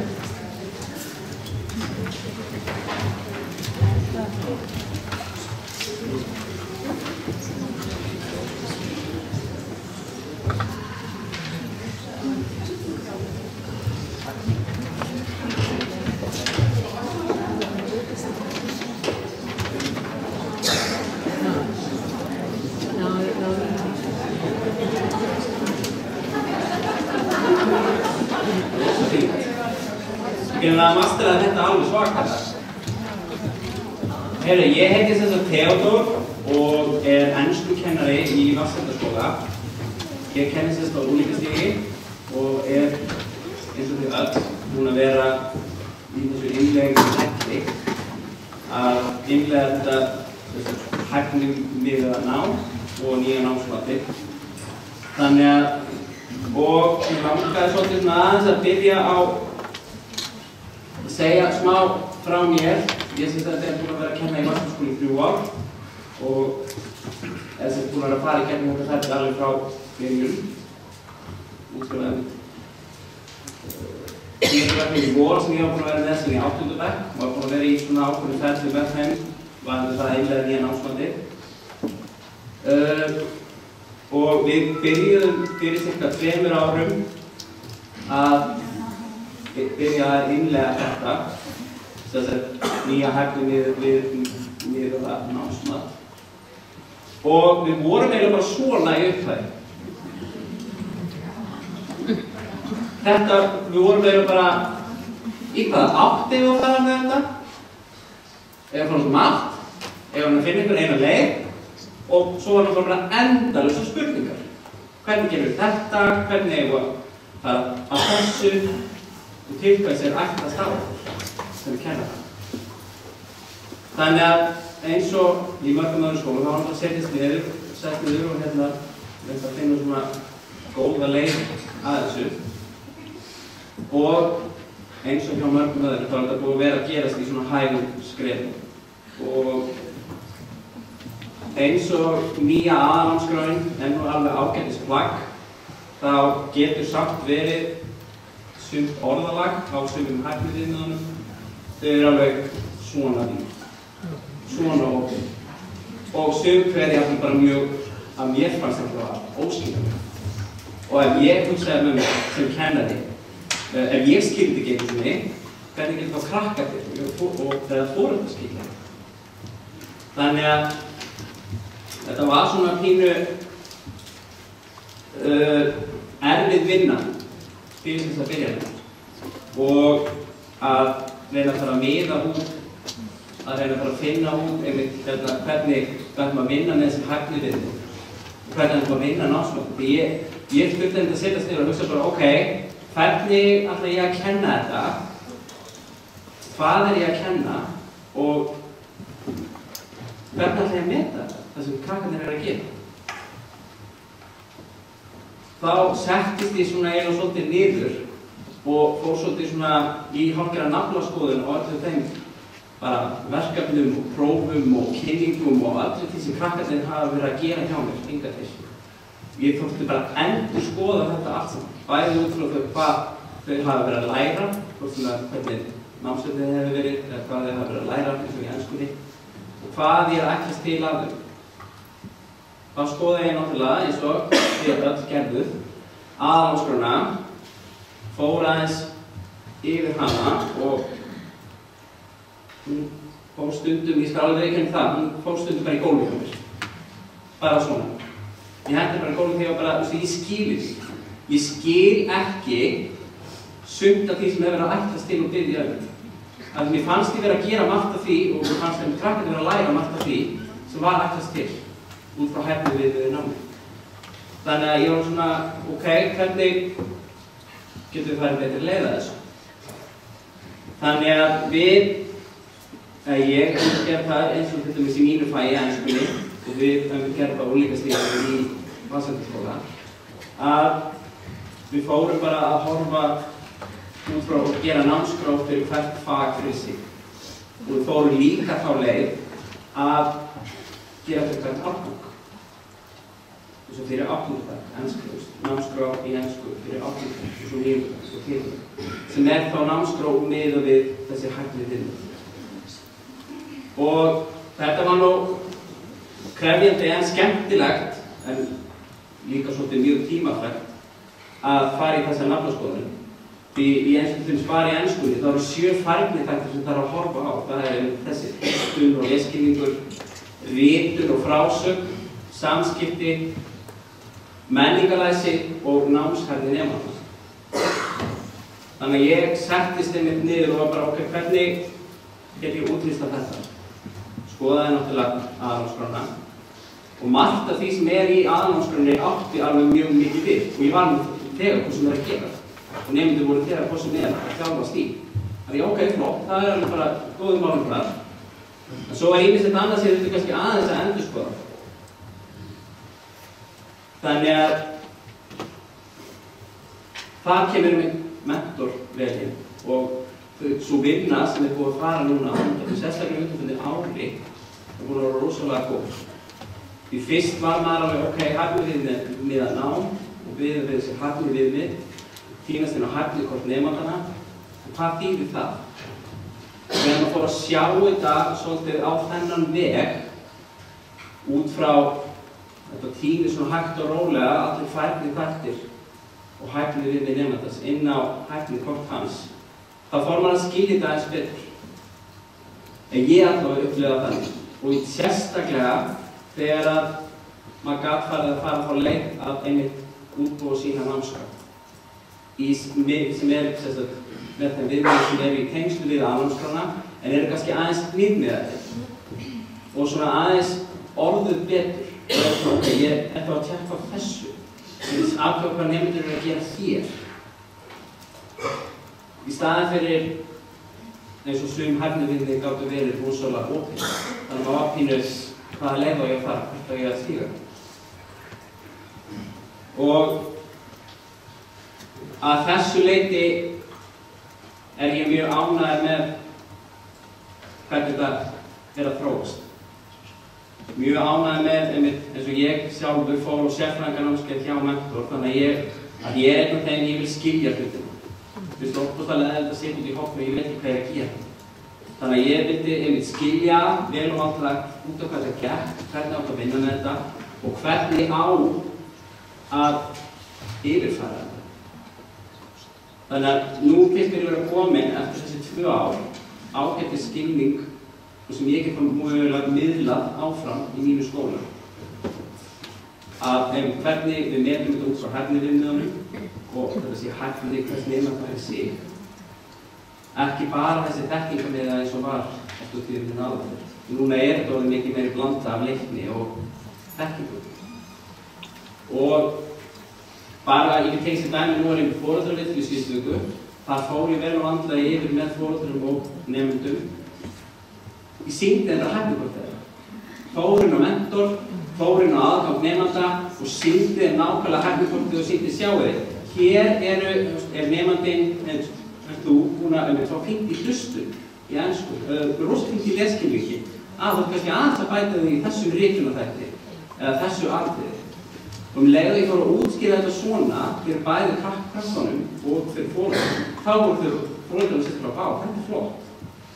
Því ég held að þetta sé líka mjög víða að foreldrar sérstaklega og krakkar þau vitandi ekki eins og hvað það gengur.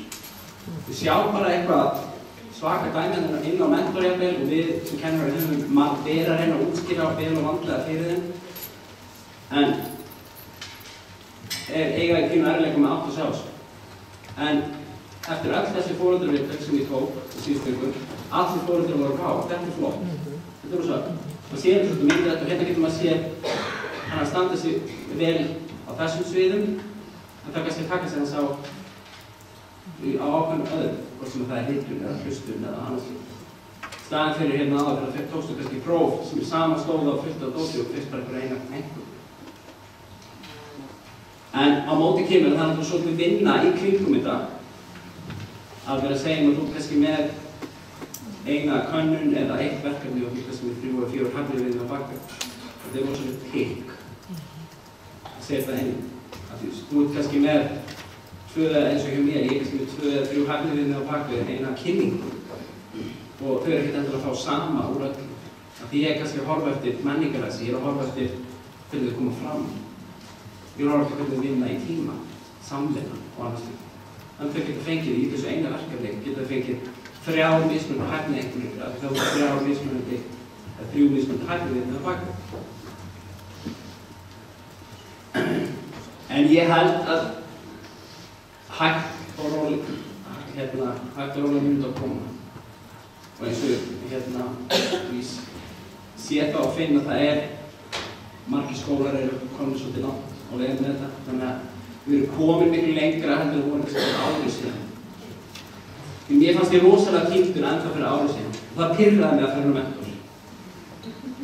Ég fór alveg gegnum tíma þannig að ég var bara, mér langar ekki okkur eftir, mér er bara leiðilegt að fara hérna inn og skoða þetta og spá og spegluna að ég kunni ekki á þetta. En vonandi við það breytast. Ég sé einmitt að margar nýja breytingar eiga sér stað inn á mentor sem mjög jákvætt og notendavægt fyrir okkur. Svo við tókum þá ákvörðun í Vasavíkurskóla að gefa A, B, C og D fyrir hæfnivinni. Sumir að fara á leið að gefa bara lit eða framúrskarandi eða hæfni náð og annað slíkt. Við tókum þá ákvörðun að fara með A, B, C og D, en þau vita hvað að bak A, B, C og D. Þau vita það ef þau fá D, þá erum við búin að ná fyrir hæfnismarkastig. Og við erum alveg búin að undirstrika þetta, bæði fyrir foreldra og fyrir nemendur, að það að D frábær á það. Það er bara búin að ná því sem ætlast til á þessu stigi í þínu námi. Og ef þú ert í C, þá þarftu bara að halda að koma þjálfari með aðstoð og kennara eða aðstof einhverja annara. Þú veist það bara að halda að þjálfa og hæfni, því hæfni ekki svo tapar aldrei. Þú ert ekki einn daginn á allt í einu lélegur í að kynna ef þú varst mjög góður í það að koma fram og kynna. Þannig að þessu leitinu þetta mjög gott og meira nýrmiðað og meira nákvæmt. Mjög gott fyrir foreldra og nemendur að sjá þetta svona. Mér langar svona aðeins í lokin, þá langar mig að sýna ykkur bara smá hvernig til dæmis ég búin að setja upp námskrána í ensku hjá mér.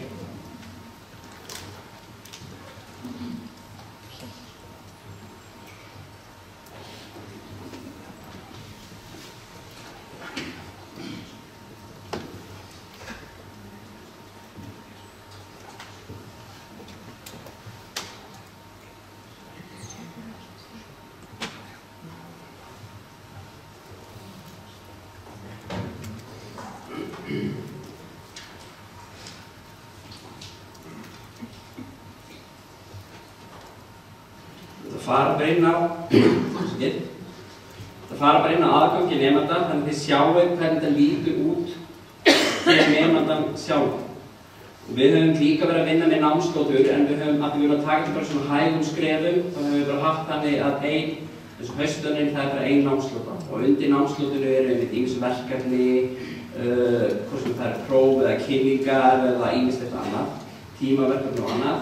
Og þau hafa verið að fá einmitt bókstaf fyrir hæfnivinni sem var bakvið, og fá líka bókstaf fyrir verkefni sjálf. Svona að því eins og þau vitir, þetta í stanslausri þróun. Þannig að svo getur vel verið, og við hugsaum þetta svona, nei, þessu bakka, en svo fara kannski aðra leið að þessu. Þannig að þetta svolítið þannig. En okkur finnst þetta að vera virka eins og að það. Hér eins og í enskunni, þá sjá nemendur þetta svona. Þeir sjá sem sagt viðmiðin sjá viðmiðin sem þau er búið að meta þau fyrir. Og eins og ég minntist á áðan, þá í enskunni, það 7 færniþættir. Þannig að maður að skoða þetta allt saman í gegnum allt skólaárið. Og ég tók þá ákvörðun af því í vitund getur verið rosalega stór þáttur í ensku. Þetta ekki bara spurning það að skrifa gert ykkur og góða heilsættar vitund. Það margt á bakvið það. Það undir vitund getur við flokkað alls konar kannski kunnáttu á málfræði eða kunnáttu á texta og annað slíkt. Þannig að vitunarþátturinn er svolítið stór. En ég nota líka mjög mikið að þau séu að koma fram við kynningu. Það er rosalega mikilvægt að þau geti nota málið og séu góð við því að koma fram og kynna. Og sem dæmi, ég læt alltaf í 10. bekk og gera bara þessar kynningar í ensku. Þannig að þegar þau eru komin til framhaldsskóla, þá er það full færi það að koma fram á þess að þau eru að styðja sig við blað eða styðja sig við eitthvað til þess að lesa. Og þau segja alltaf miklu betra að gera þetta svona heldur en að vera með eitthvað til þess að lesa. Það þarna undirbúið sig að gera og græða. En hér sjáum við metið hæfniviðmið, svona kemur þetta út fyrir nemendurum og svo getið þið náttúrulega séð hérna heildarlistan. Þá sjá nemendur hvað þeir eiga eftir að meta í gegnum allt skólaárið. Og svo eins og námskráin, hún er náttúrulega lifandi skjall, tekur endur þessu breytingum, maður kannski með eitthvað inni sem maður myndi og svo bara nei, ég ætla ekki að nota þetta. Þannig að þá tekum maður það út.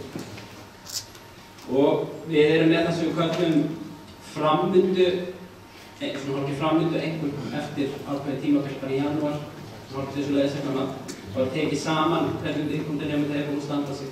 Þannig að hann fær svona eina bókstafsengur sem getur segið svolítið hvað hann stendur, svo gerir það saman með borununa og svo fær hann svona hæfni einhvern í lokaáfengi í sínu færi. Ég held ég láta bara gott hérna. Ég vona að þetta hafi eitthvað hjálpað ykkur. Bara takk kærlega fyrir mig.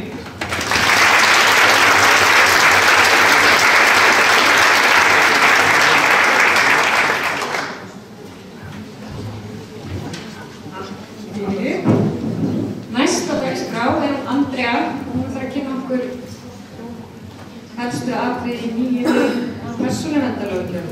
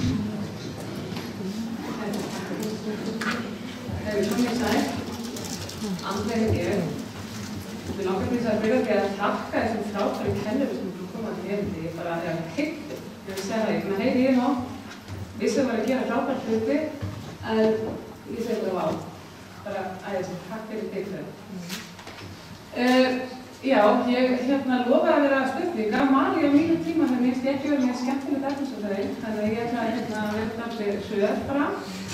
En ég ætla aðeins að fara í persónuverndarlög sem eru að koma núna á næsta ári.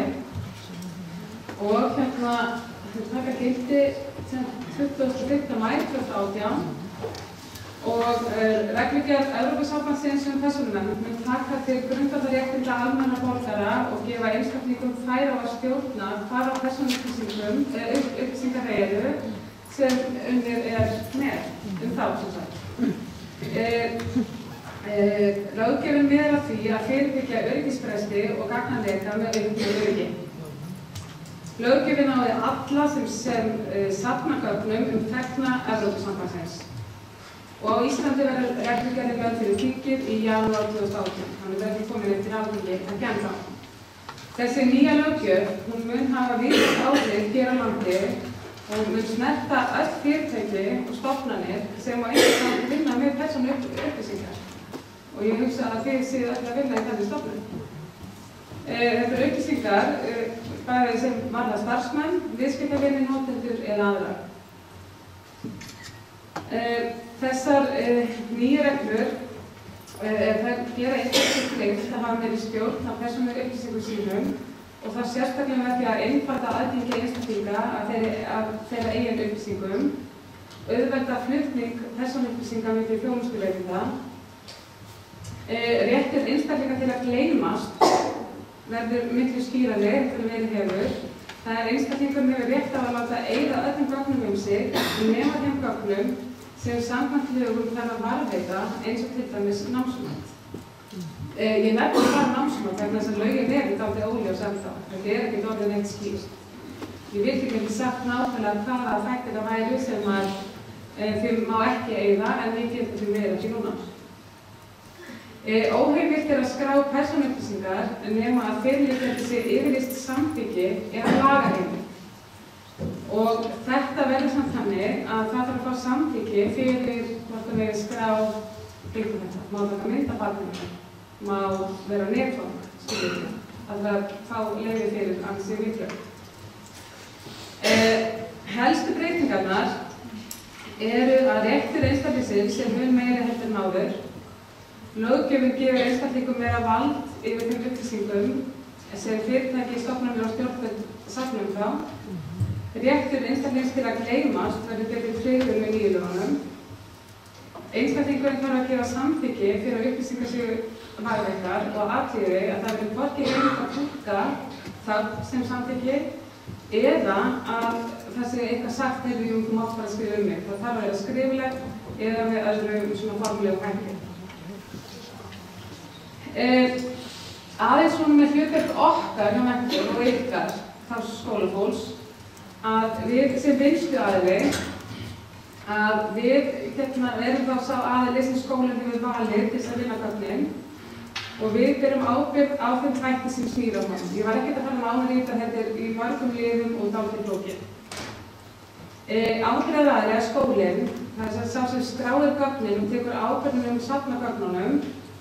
Hann ber megin ábyrgð á að vinnsla gagna sig í samræmi við lögin og hann þarf að skipa persónuverndarfulltrúa sem það tengir við persónuvernd og þessi fulltrúi hann má vera ráðgjafi, hann þarf ekki að vera starfsmaður skólans, þetta má koma inn sem ráðgjafi, hlutlaus ráðgjafi. Og skólinn þarf að útbúa vinnslusamning sem hann gerir þá við við vinnsluaðila. Og það sem skólinn þarf að skoða að hann þarf að setja að greina, þetta þurfa skólinn að fara að huga núna. Þeir þurfa að greina hvar unnið með persónuupplýsingar og hvar þær eru geymdar, stýra hvernig persónuupplýsingar eru notaðar og hver hefur aðgang að þeim. Það þarf að líka vel ljóst fyrir. Gera alla starfsmenn meðvitaðar hvaða upplýsingar má skrá og á að skrá. Setja upp upplýsingaöryggisstefnu til að fyrirbyggja, skynja og bregðast við öryggisveikleikum og gagnaleka. Viðhalda skráningum og passa upp á rétt einstaklingsins og tilkynna ef upp kemur öryggisbrestur. Ég tek þetta skáleta neðsta vegna þess að ef þessi réttur framfylgt að það eru mikla sektir. Og þetta er beitt bara út persónuvernd. Þetta er ekki smá upphæð sem við erum að tala sem er í sektir.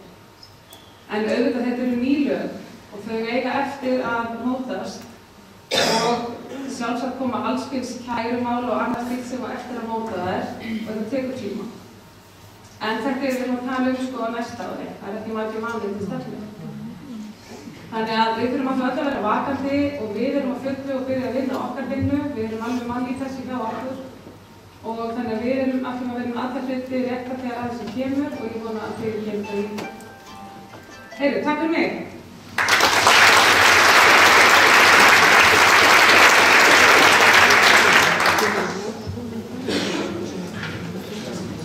Ég má kannski minna á að 9. nóvember er einmitt ráðstefna hjá Persónuvernd skólamál í Háskólabíó. Ég geti fundið á persónuvernd.is. En næst er að Mats. Introduce yourself.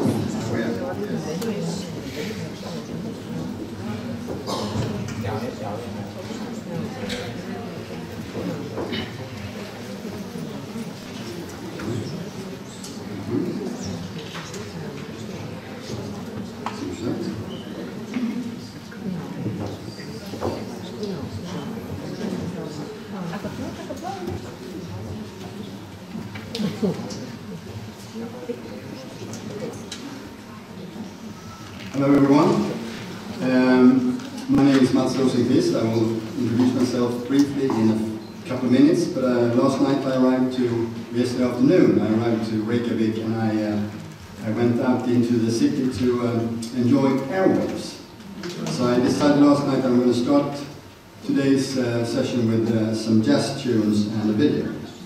So here it comes.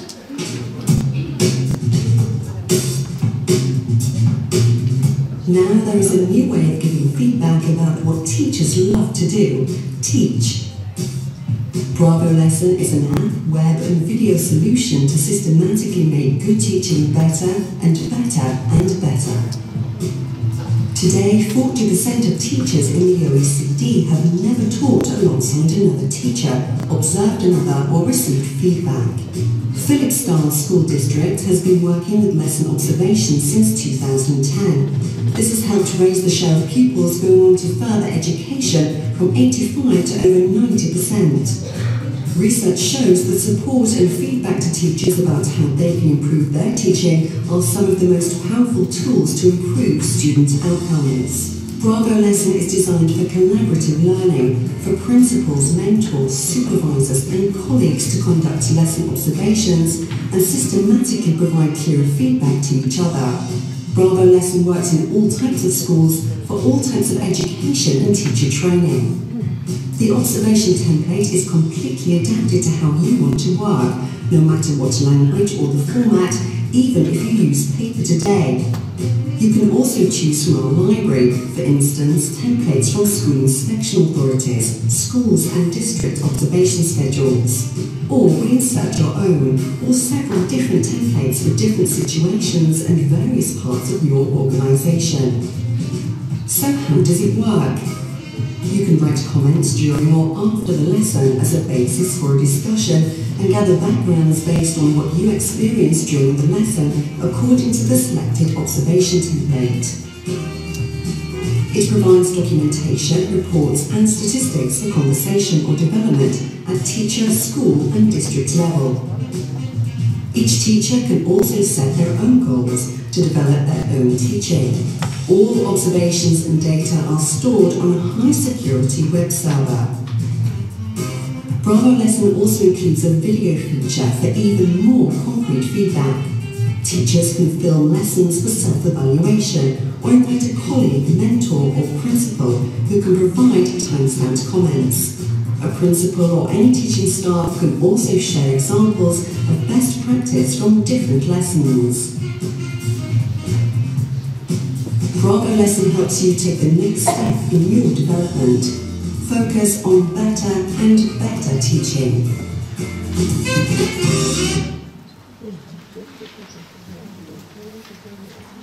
Yeah, that was a quick introduction to what I will be talking about, and You could say that it's about what teachers love to do.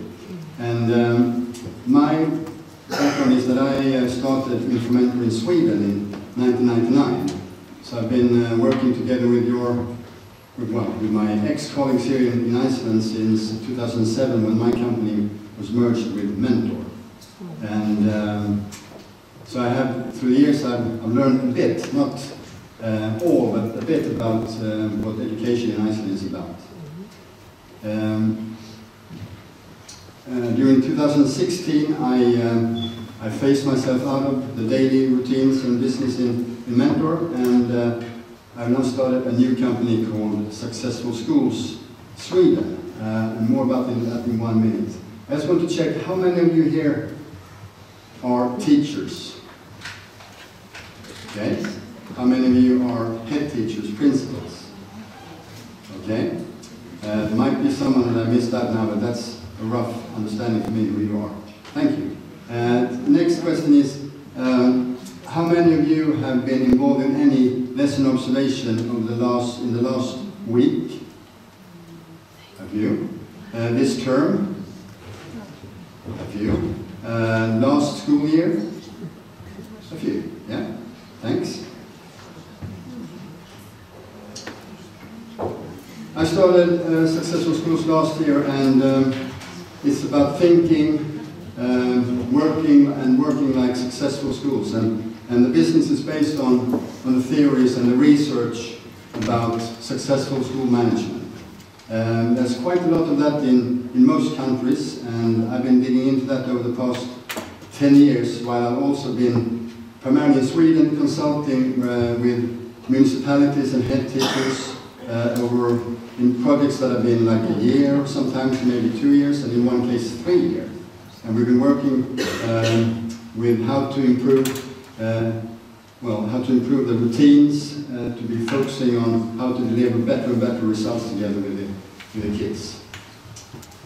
So that has been my focus over the past 10 years, and these are characteristics that you would be able to read about in just about any of those studies that are about successful schools. And you heard, I think this is no news to anyone. This is basically something that you hear over and over again. But then there is the dimension to actually make this happen in everyday school life. And that's the challenge.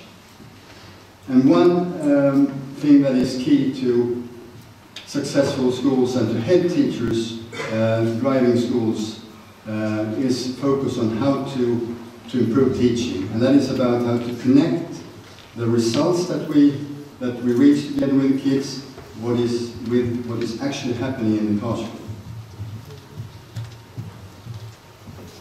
Last year in June, there was an article in the magazine The Economist, and the headline was How to Make a Good Teacher.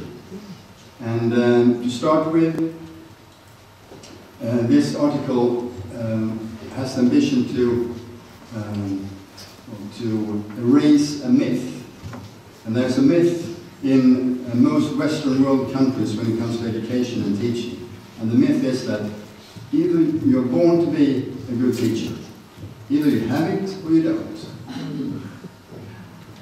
But that is just a myth, because to become a really good teacher over time, you need, well, you can have better and less good dimensions to start with, but when it really is about to become a really good teacher, it's about having an education as a base, and then it's about experiences, it's about training, feedback, experiences, training, feedback, and over time you'll be better and better and better. And this is about, well, we all know how important you are sitting here. In every country that's in all the debate about how to improve education, there's always the phrase and the focus that the key resource is teachers. Our teachers are the key to this. A man called Hanushek at the University of Stanford, he has been devoting 2 decades of his life into how important teachers are, to look into that. And this is his conclusion about what teachers actually deliver. So if we have 100% of the teachers in the column to the left, the top 10 high-performing teachers, they deliver that amount of knowledge in a school year. And then we have the low-performing teachers, they deliver this much.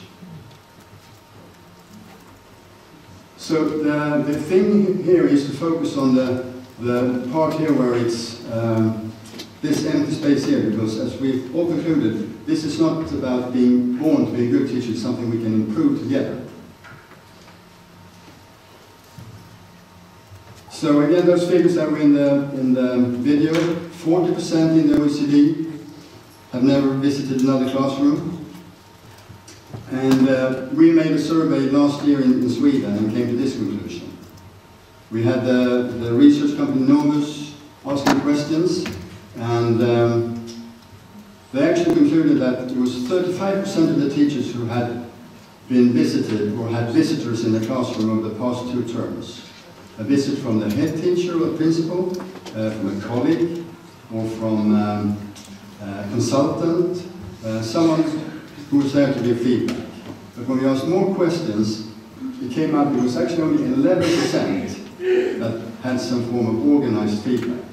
So some people, some teachers, they had visitors in the classroom, but they didn't even bother to give them any feedback.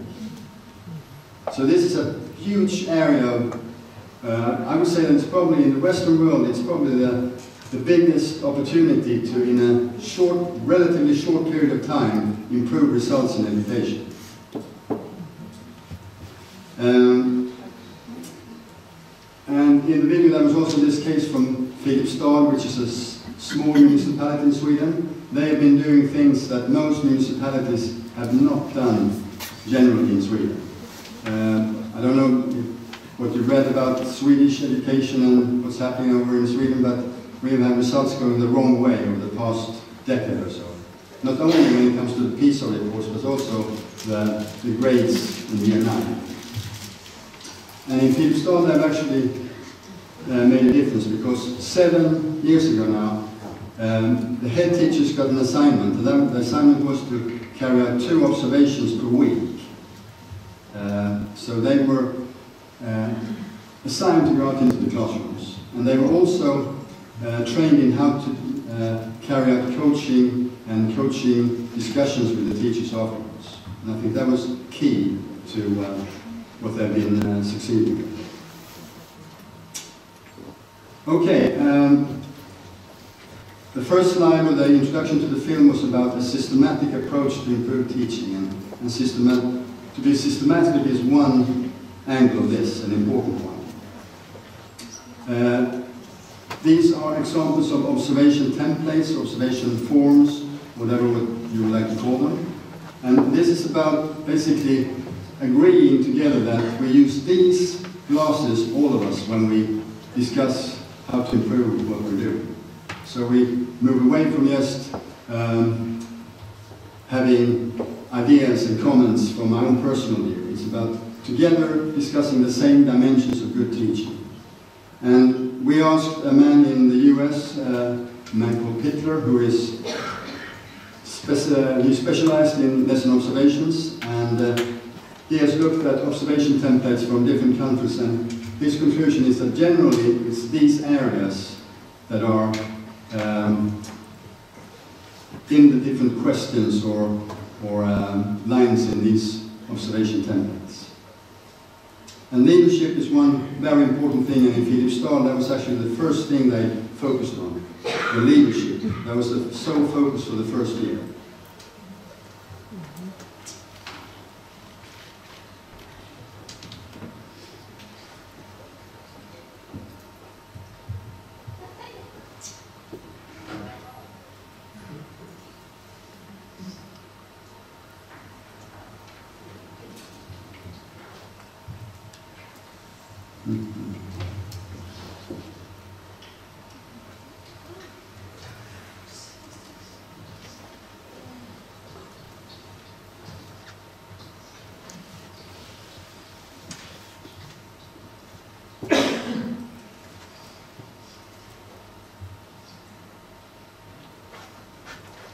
I'm slow, I don't know.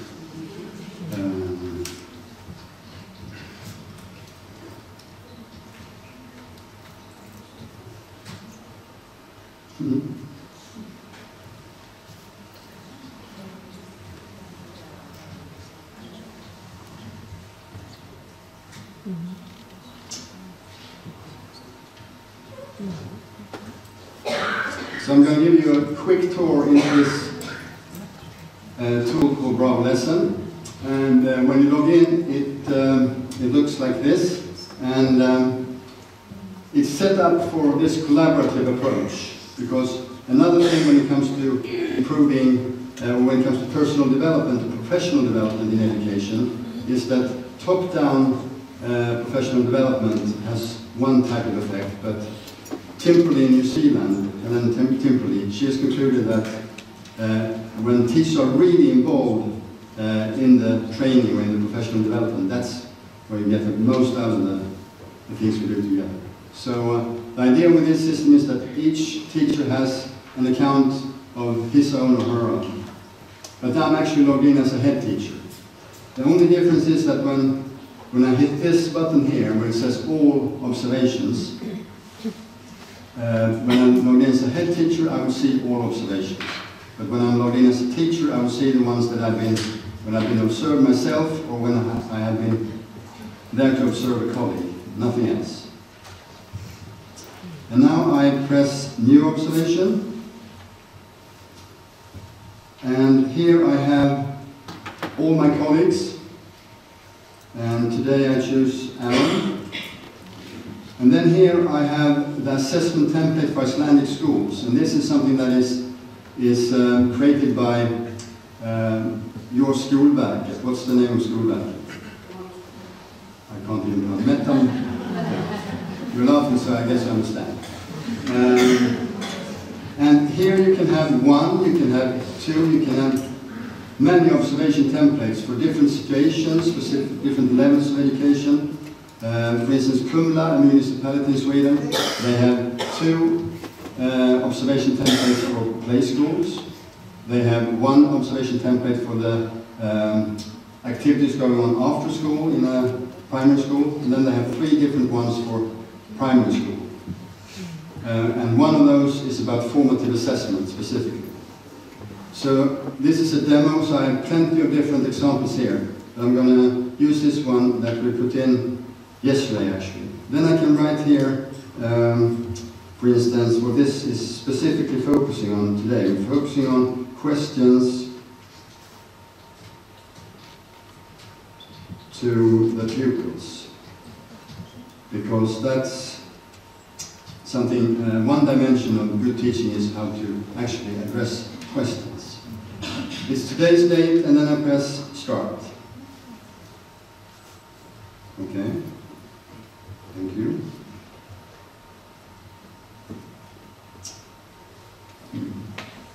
So I do it again.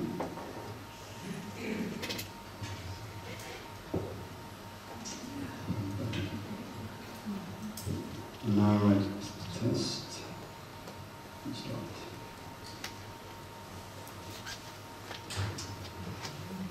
So here we can first put in things like school year and subjects, and then here we find the different areas that your Skolverket has been thinking about as different dimensions of good teaching. Has anyone seen this template of this form before? Some of you, yes? And what you can do here is you can, of course, then, based on what you see and experience in the lesson, you can mark these. And at the bottom, you can also write comments, because the important thing here is that this is, of course, something that should be a base for discussion afterwards. And that's the key. The discussion is the key, not the actual observation. Are you along with what this is? When I'm ready, I can save and I can publish. And when I publish again, it's not to all the teachers in my school, it's to the teacher who was actually observed here. And I press just close. I go back here to the starting page, and here I find all staff. And I have two columns here, one with all the goals, so teachers, they can set their own individual goals about what they would like to improve with their teaching. And this is not that's something they keep for themselves, and it can be discussed and looked at together with, for instance, the principal at school. And here are the observations carried out, and this is a demo, so you can see that it's not absolutely correct. And of course, every teacher should be observed. It's not about some, it's about all. And then I go to Nina. And this is her work area. So she has a timeline, a video archive, her goals, and then it's about observations. So the timeline is basically an area where we can communicate about how to improve education or teaching. And the top here, this is Annalie, who is the head teacher at this school. She has shared a video as an example, as a good example or best practice of how to start a lesson. The video archive is where I can upload my own videos, and when it's there, I have full control. I'm the one deciding who I share this with. I can share it with one, a few, or all teachers. And it cannot be copied from here. It can just be erased by the teacher, him or herself. Then these are the individual goals. And here we have all the observations about Nina. And here we have a small video icon. And here we have a video to the left and a template to the right. So Nina can actually upload a video sequence and make a self-assessment of, let's say, the start of a lesson. And this means also that Nina can upload a video and ask a colleague to go in and look at this and give her feedback. And with these features here to the left, with these buttons, I can start the video, stop it, and add comments. And when Nina goes in to watch the video, she can actually see the comments coming up second by second as the video goes along.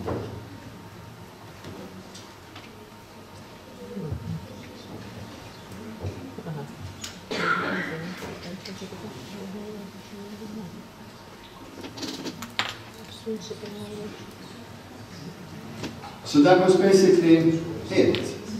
There's one more thing though, and that is that over time, this is from the Swedish municipality of Kumla.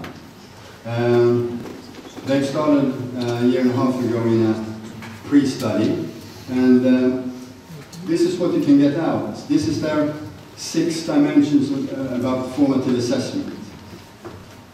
So what they have now, they have data that they will over time be able to discuss. And when you've done this over 2 terms or 2 school years, you can get 8 columns or a graph showing what teaching looked like at this school or this municipality or this teacher last year.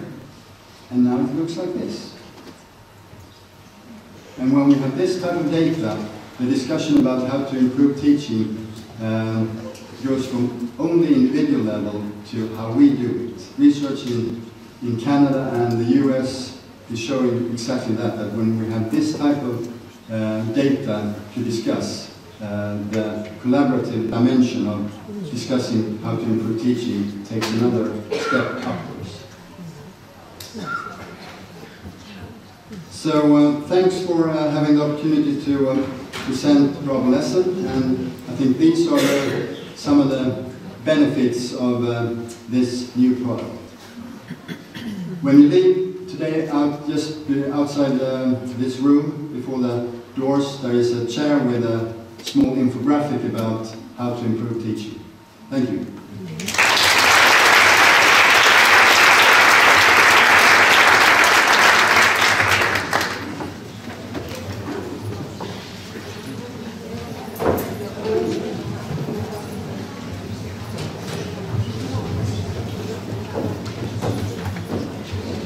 Thank you Mats for that.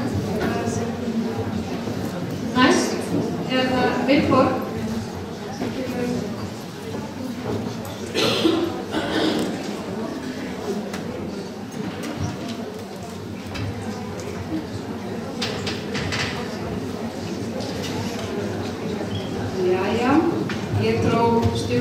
skemmtuna.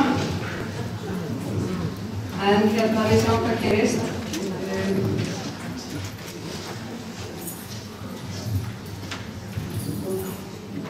Þetta hérna langur dagur, margir búnir að vera að kenna í morgun, en hérna vonandi hafið smá úthald að þess vegna alltilega standa bara upp og hérna aðeins að teygu sér sko.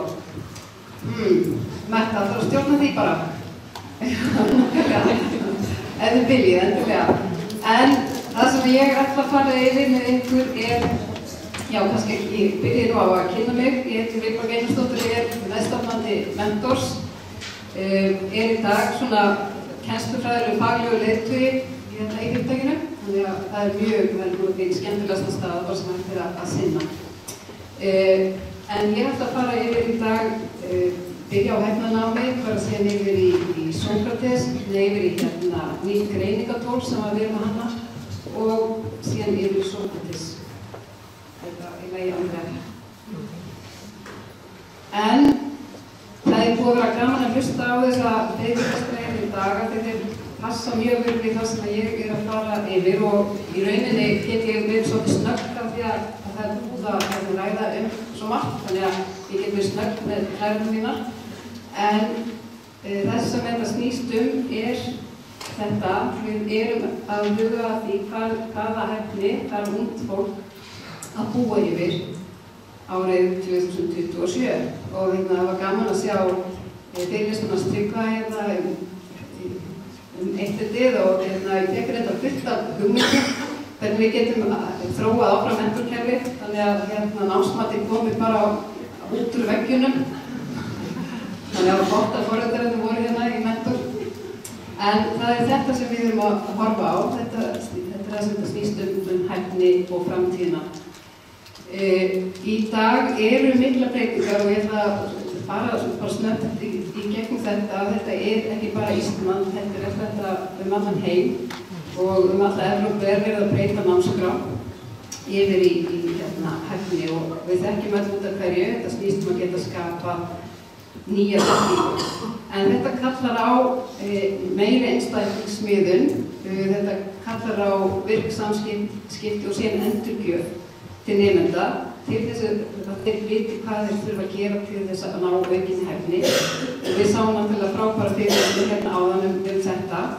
Þeir þurfa að geta greint námsframvindu og fá skýra mynd af eigin námi og síðan þeir kennarinn hafi skýra mynd af stöðu nemandans. Og leiðsagnarmatið skiptir þarna grundvallarmáli. Mér finnst það líka svolítið akkur sem þarf að plægja meira að virkilega hvernig hægt að nýta leiðsagnarmatið betur. Ég veit að margir eru að gera þetta og mjög flott sem verður að gera, en þannig líka möguleikinn til þess að gera betur. Það í rauninni ekki lengur nóg eins og hefur komið fram í hérna í dag að einblína á þekkinguna, að geta svara spurningum sem að byggja á þekkingu og minni. Við þurfum að fara yfir í að búa til nýja þekkingu. Ég ætla aðeins að fara yfir í hæfninám og tengja það við Master í Learning sem mörg ykkur þekkja og þetta tengist svo námskrán okkar, þetta tengist því sem við erum að gera. Hæfninám í rauninni hugtak sem við erum að setja fram. Þetta byggir á þess að dagnámsskóla, grunnskóla og síðan með samblanda kenningum Master í Learning. Þannig að þetta rauninni stærra eða viðameiri heldur en hæfni miðað sem við ekki tala þannig við erum aðeins að búa til hugtak til þess að auðvelda umfjöllun innleiðingu á hæfni miðuðu námi. Þetta svona aðeins víðara samhengi. Inni í hæfninámi að setja áherslu á leiðsagnarmat, áherslu á sjálfsmat nemandans og þetta að nemandi náður grundvallarhæfni áður en haldið áfram sem tengist á Master í. Þannig að þetta svona smá útvíkun á hugtakinu hæfni miðað nám. Og eins og við vorum að sjá í þessu fyrirlestum í dag að ná lágmarkshæfni, ef hann næri ekki þessa hæfni á hann að fá aðstöð, fá tækifæri til þess að ná hæfninni, tíma og önnur verkefni. Þannig að þetta var útskýrt mjög vel hérna fyrir í dag. En þetta kjarninn í Master Learning. Master Learning tengist dýpri skilningi, sem sagt að ná djúpum skilninga viðfangsefninu og hafa þá hæfni til að yfirfæra þekkinguna og færni yfir á ný viðfangsefni. Mér finnst ósvöldlega gott að varpa á Bloom og flokkunarkerfið hans í þessu samhengi. Við erum gamlir, svona minn skóli alveg, það sem þegar ég var í skóla þá var mikið verið að leggja áherslu á muna og skilja. Við vorum að lesa efni og þurftum að svara. En aftur á móti þegar við komum ofar inn í flokkunarkerfi Bloom að leggja áherslu á að beita og greina, sem sagt, fá færnina, geta nýtt sér færnina í öðrum viðfangsefnum og síðan upp í það að meta og skapa. Og ef við skoðum þetta aðeins betur og þetta sé rosalega gott að hafa í huga þegar maður að búa til dæmis námsáætlanir, bara hvað ég að leggja áherslu á. Og ef við förum aðeins dýpra ofan í þetta, það mun og skilja, auðvitað þurfum við að halda áfram að leggja áherslu á það. Það grundvöllurinn, þú þarft að geta skilið, þú þarft að geta þarf alveg að þjálfa minnið, en þetta snýst það bara að endurskrifa og kunna hugtök og reglur og flokka og svo framvegis bera saman. Á meðan að beita og greina, þannig erum komin yfir í færnina, þannig getur nemendur búið til í dæmi, þeir geta beitt þekkingunni, þetta orðið meira verklegt og síðan yfir að greina, geta skilið samhengi og skilið tengsl og brotið til merkjar, þetta er fallegt orð, en við þurfum raunin að hugsa enn lengra ef við hugsaum til hvaða hægni við nefndist þurfa inn í nýju þjóðfélagi og þá erum við komin yfir í að skapa og meta að nefnd geti samfært aðra við skoðun á hlutum, geti spáð fyrir og síðan yfir í að finna nýja þekkingur og tengja saman og nýja leiðir. Þannig að ég veit að þið þekkið þetta, en þetta er allavega, mér finnst þetta gott að horfa á þetta þegar það er verið að búa til áætlanir, erum við bara ennþá í mun og skilja eða hvaða verkefni er það sem taka á sköpuninni og matinu. Hvað segir þetta? Ef við höldum áfram, já, þetta er rauninni bara, þetta er svolítið dramatísk glæða, en ef að nemendur næri ekki grundvallaratriðum í náminu, þá er náttúrulega þessi hætta á að hann bara rauninni ná ekki markmiðum sem er samkvæmt námskrá og jafnvel losni upp námi. Þannig að þessi master í hugsun að virkilega þjálfa þangað til ekki fara bara í erfiðara námsefni, heldur virkilega ná þessum grundvallaratriðum. Í Bretlandi þá merkjaði stundum, ég hef séð það í skólum, þá hæfniviðmið, þá merkjaði sérstaklega svona grundvallar hæfniviðmið sem við ætlum að passa að allir nemandi nái. Af því að auðvitað eru mikið af viðmiðum, en þeir setja sérstaklega stjörnu á þessi viðmið sem að einbeita sér allir nemandi nái. Ég finnst það svolítið góð hugmynd. En þetta var líka mynd sem að mér datt í hug áðan þegar í fyrirstöðum áðan. Master í learning, við horfum þá og þessa normal kurvu sem er alveg hrikalegt að horfa á. Það sem er bara sagt að þetta sé bara náttúrulögmál og þetta er svona hefðbundin kennsla og námsmat með þessu normal kurvunni. Með því að leggja áherslu á master í learning og leysagnamat þá er hægt að sigra þessa normal-kurvu, hún er ekki náttúrulögmál. Þannig þetta sýna rannsóknir að það sem gerist ef að nemendur fá tækifæri til þess að ná hæfninni í staðinn fyrir að detta úr og lenda í DNU og þetta er ekki hugsað frá íslenska einhverjum skalanum, þetta er bara tekið upp úr og bók masterlögin, að þá hægt að færa þetta til, þannig að mun fleiri nái góðum árangri. Þetta datt mér í hug þegar ég var að horfa á þig á það. Það sem að gerast í þínu skóla, þau eru með þá tækifæri til þess að ná þessari hæfni og þá þetta sem gerist. Já. Það sem við erum að leggja áherslu á í þróun mentors okkur þetta að styðja kennara og skólastjórnendur við það að innleiða hæfninám og þetta búið að sýna svo sem en að hafa þetta ljóst, hvar nemandinn ekki búinn að ná hæfninni, hvar þarf hann að fá aukið tækifæri, meiri tíma, leiðbeiningu og hvernig hægt að vinna tölfræði í kerfinu. Annars vegar ertu þarna með hópa nemendum og þú getur á einfaldan hátt náð tölfræði og sér fyrir staðan á hverju hæfniviðmiði. Og líka það sem að framkom hérna fyrir dag á hæfnikorti nemanda, að nemandinn sér hvað hans status, hvað það sem ég ekki búinn að ná hæfninni eða mastera eitthvað svona frá masterlögin. En þannig eru hæfnikortin alveg grundvöllur fyrir skipulag og námsmat og með skýrum hæfnikortum þá kennarar skýra leiðir hvað á að kenna, hvað á að meta og hvernig á að meta hæfni nemanda. Þetta hefur verið mikil vinna að koma hæfnikortum inn í kerfið og skólar eru að leggja mikla vinnu í þetta en við erum að sjá gríðarlegan árangur núna á þessu skólaári og gaman að sjá hvernig þetta er að þróast. Það er orðið fyrirmyndar hæfnikort í mörgum skólum.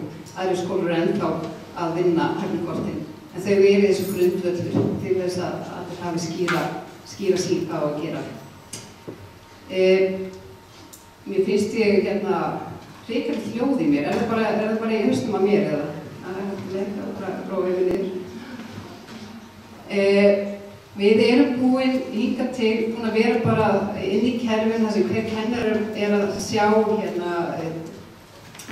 tölfræði, en við erum að færa okkur yfir það að skólastjórnendur, við byrjum allavega á skólastjórnendum, í framhaldinu vantarlega þróum það áfram þannig að kennari fái líka þessi yfirsýn, en að þeir fái stóru myndina á hver staðan á námi í skólanum.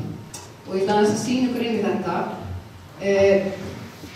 Þetta er hugsunin þessi, hvað er að gerast í mínu skóla og þetta tengist allt hæfnikostunum, það sem við byrjum.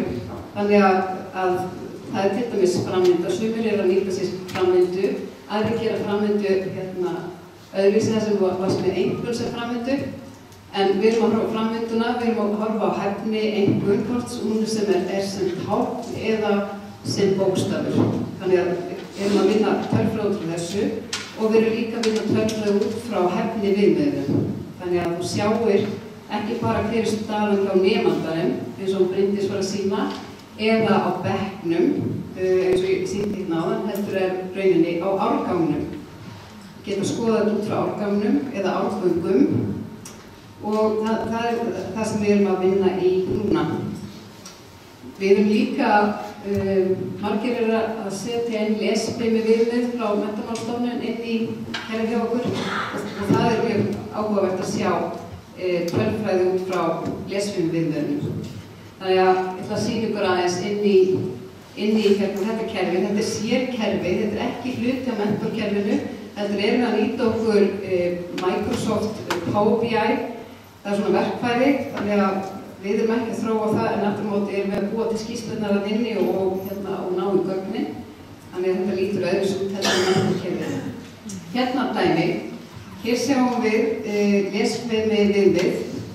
Þið þekkið þetta undir viðmið 1, viðmið 2 og viðmið 3 og þannig erum við að sjá fyrsta bekkin, annar bekkin, árgang, fyrsti árgangur, annar, 3, 4, 5, 7, 9 og 10. Við erum með demo-gögn og þetta kannski lítur svolítið endalega út en ég vona að þið áttu ykkur á hvað þið að sjá. Þannig að heildar yfirsýn yfir skólan, hvar standa nemendur í lestri á þessum tíma. og þetta hvíta grátt. Þetta ekki besti skjávarfi í heimi, þannig að þetta hvíta á að vera grátt, það undir viðmiði. Þannig að þarna sjáum við bara út frá prósentu, það líka hægt að skoða þetta út frá hvað mörg möt að baki og í töfluformi. Þannig að þetta mörg mötin að baki og síðan hvað margir yfir í töflu. Við líka að skoða út frá hæfniengun, bara samanburðarskýrslur. Hérna sjáum við samanburð milli anna. Þarna ég með vorun og haustun, ég bara sjá hvað gerist á milli anna. Og þarna við með einhvern veginn A, B, C eða A til D sem sagt. Þarna get ég alveg valið, ég get valið 10. bekkinn, ég get valið 9. bekkinn, ég get valið fag. Þannig við veljum fag og svo framvegis, þannig bara mismunandi hvað. Ég get alltaf farið og breytum á mismunandi gögn. Hérna sjáum við líka samanburð milli ára. Þetta getur verið áhugavert. Hvernig var 10. bekkurinn í fyrra og hitt í fyrra og hvernig hann kom út núna. Að geta borið saman. Ég veit ekki hvort þið sjáu þetta, þetta er svolítið ógreinlegt. Náðu þess ekki nokkurn veginn, hvað ég að sýna. Og síðan getum við líka farið alveg á dýptina, við getum skoðað hvaða viðmið eru flestir nemendur sem að ströggla við til dæmis og við getum líka skoðað námskrána. Hérna ég að skoða námskrána í íslensku fyrir 5. til 7. bekk og þá ég að horfa á allan árganginn. Ég get verið að til dæmis þetta get verið 7. bekkurinn og þá sé ég hvernig stenda hæfniviðmið inn í mismunandi svæðum í námskráni. Ef þetta verður starffræði, þannig getum við að sé hvernig kemur algebrun út með prósentureikningin. Þetta er ekki eitthvað sem að þið gætið nýtt ykkur, sumir kinga kolli. Það er gott að heyra, ég ætla að fá aðeins, ég ætla að sýna þetta fyrst þessi nógumberlega. Heyrðu, þetta var mín sýn. Það er náttúrulega, við erum að þróa þetta og vonandi komum þessu út bara fljótlega á 9 ári. En þetta er alltaf miklu möguleikar. Það er þetta miklu möguleikar að sjá hvað að gerast. Nú ætla ég að aðeins að sýna ykkur inn á Sókrates, ég skal vera eitthvað fljót. Við erum í rauninni núna að setja í lofti nýjan vef sem við kallum Sókrates og hann snýr að mati, að sjálfsmati skóla. Við erum að vinna í sjálfsmati nemenda en við erum líka að vinna í sjálfsmati skóla. Þannig að skóla getur metið sig og þá er ég að tala skólastjórnendur og kennari geta líka tekið þátt í þessu. Það sem við að horfa á inn í Sókrates er skipulag náms, hvað er námskráin, hvað stendur námskráinnan. Þarna er verið að horfa kennslu, samskipti og samvinnu og síðan námsmatið og yfir í innsýn og greining og fórysta. Sókrates, og þegar ég ekki get að lesa þetta, ég bara sýn ykkur aðeins hvað þetta kemur. Við byggjum Sókrates á þessari matrixu, þar sem við erum með lýsingu á hvernig eru svona hefðbundnir skólar, yfir í skólar í þróun og síðan leiðandi skóla sem eru búnir að innleiða hæfni með að nám. Og það byggir á þessari matrixu. Þetta er í rauninni leið okkar framtíð sem við erum að þróa kerfið til þess að hjálpa skólum að verða leiðandi skólar á sviði hæfnilegs náms. Og þetta gerum við líka fyrir skóla í Svíþjóð, við setjum þetta ofta í Svíþjóð og líka í Bretlandi og reyndar í Þýskalandi líka. Þannig að þetta er ekki bara úr íslensku aðnámskránni, heldur er þetta hort á stærri samhengi. Við tókum þessa matrisu niður og bjökum til svona verkfæri sem inn á vefsíðunni Sókrates með 2 S-um. Við megum ekki eiga Sókrates, við megum eiga Sókrates. .com og /Ísland og þarna getið þið farið bara í að byrja Sókrates og þá hérna með því að fylla út vegandi upplýsingar. Þið getið farið inn og gerst meta skóla sem einstaklingur. Það er líka hægt að meta skólinn sem teymi, sem dæmi að yngri barnakennarar í einhverjum skóla geta farið saman og metið og sé þá hvernig mismunandi svörin eru, eða allur skólinn, eða hvernig sem er. En þá þarf að fá lykilorð hjá okkur. En ég ætla að sýna ykkur inn hvernig ég fer inn sem einstaklingur. Þarna fer ég síðan að svara spurningum, varðandi skipulag, varðandi kennslu, námsmót og greiningu. Og í rauninni er ég bara að svara hvað er skólinn staddur. Og síðan er það náttúrulega ykkar, það að hugsa ykkur sjálf eða hugsa á skólan og svo framvegis.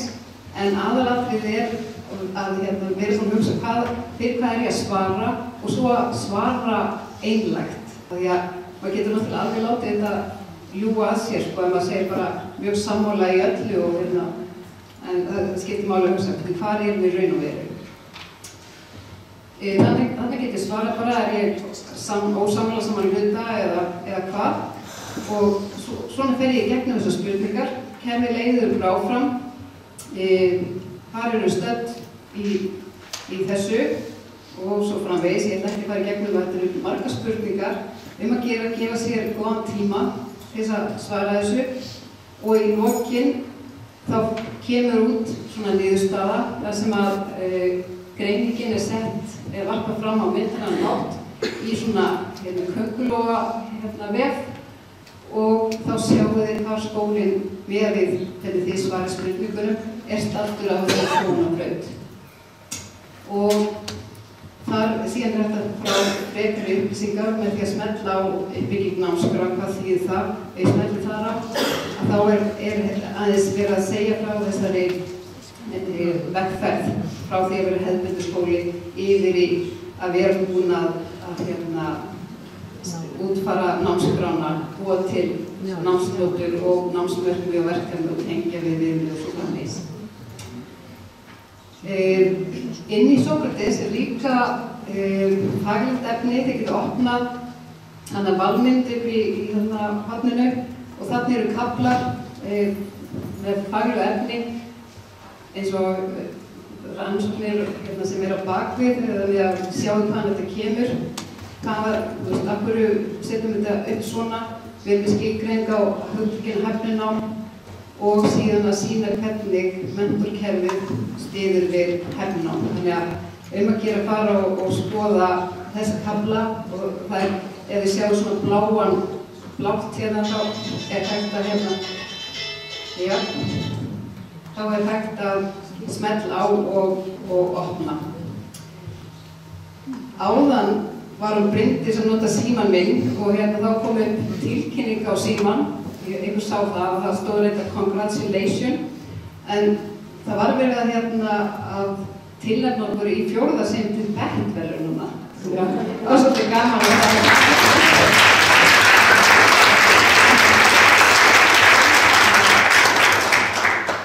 Ég sagði þetta í fyrra ætlum við að vinna en það allt þetta ferðir, það ekki? Hún vinnur við Beckverðlaunina. Við erum búin að vera tilnefnd 4 sinnum en þetta samt gríðarlega mikið heiður. Já, þannig þetta svona, ef þið farið inn ef skólinn ákveður að nýta sér Sókrates, þá þarf bara að fá lykilorð hjá okkur og síðan fara kennarar inn og svara og þá getur skólastjórnandi fengið svona greiningu af því að það svolítið gaman að skoða af hverju þetta þín upplifun og þá hægt að sjá bara og það ekki, það nafnlaust þessar greiningin og þá hægt að skoða svona dreifast svörin. Þannig að að gera nýta þetta í kannski á inn í gæðastarf skólans. Við erum ekki að selja Sókrates, þetta bara opið fyrir ykkur að nota. Þið getur líka prófað, það eru blöðarna uppi sem að útskýrta aðeins nánar. Þið getur líka prófa sænskunningar og fara inn á sænska Sókrates. Þannig að hans öðruvísi uppbyggður af því að bara staðan í námi aðeins öðruvísi Svíþjóð eða þá breska Sókrates. Það líka annað efni þar inni. Þannig að ég bara vona að þetta nýtist ykkur og ég fari á hraðferð í gegnum þetta en bara endilega prófa og sjá og mér finnst mjög vænt að segja okkur frá hvernig eitthvað sem við getum lagt eða eitthvað sem við sjáum sem að ekki eins og að vera. En já, þetta fræðin sem þetta byggir á. Þetta var það sem ég ætlaði að sýna ykkur, en ég rosalega ég svo glöð að sjá ykkur eftir hérna, gaman að sjá þessar mætingu og mér langar að þakka fyrirlesurum kærlega fyrir og Gunnur, takk fyrir stjórnuna. Ætlar þú að segja eitthvað? Nei, þú ætlar ekki að segja eitthvað. Heyrðu, þá bara förum út í daginn. Ég fer á Airwaves. Það ekki spurning, það ríkilega skemmtilegt. Ég hvet ykkur til það. Annars bara takk fyrir þetta.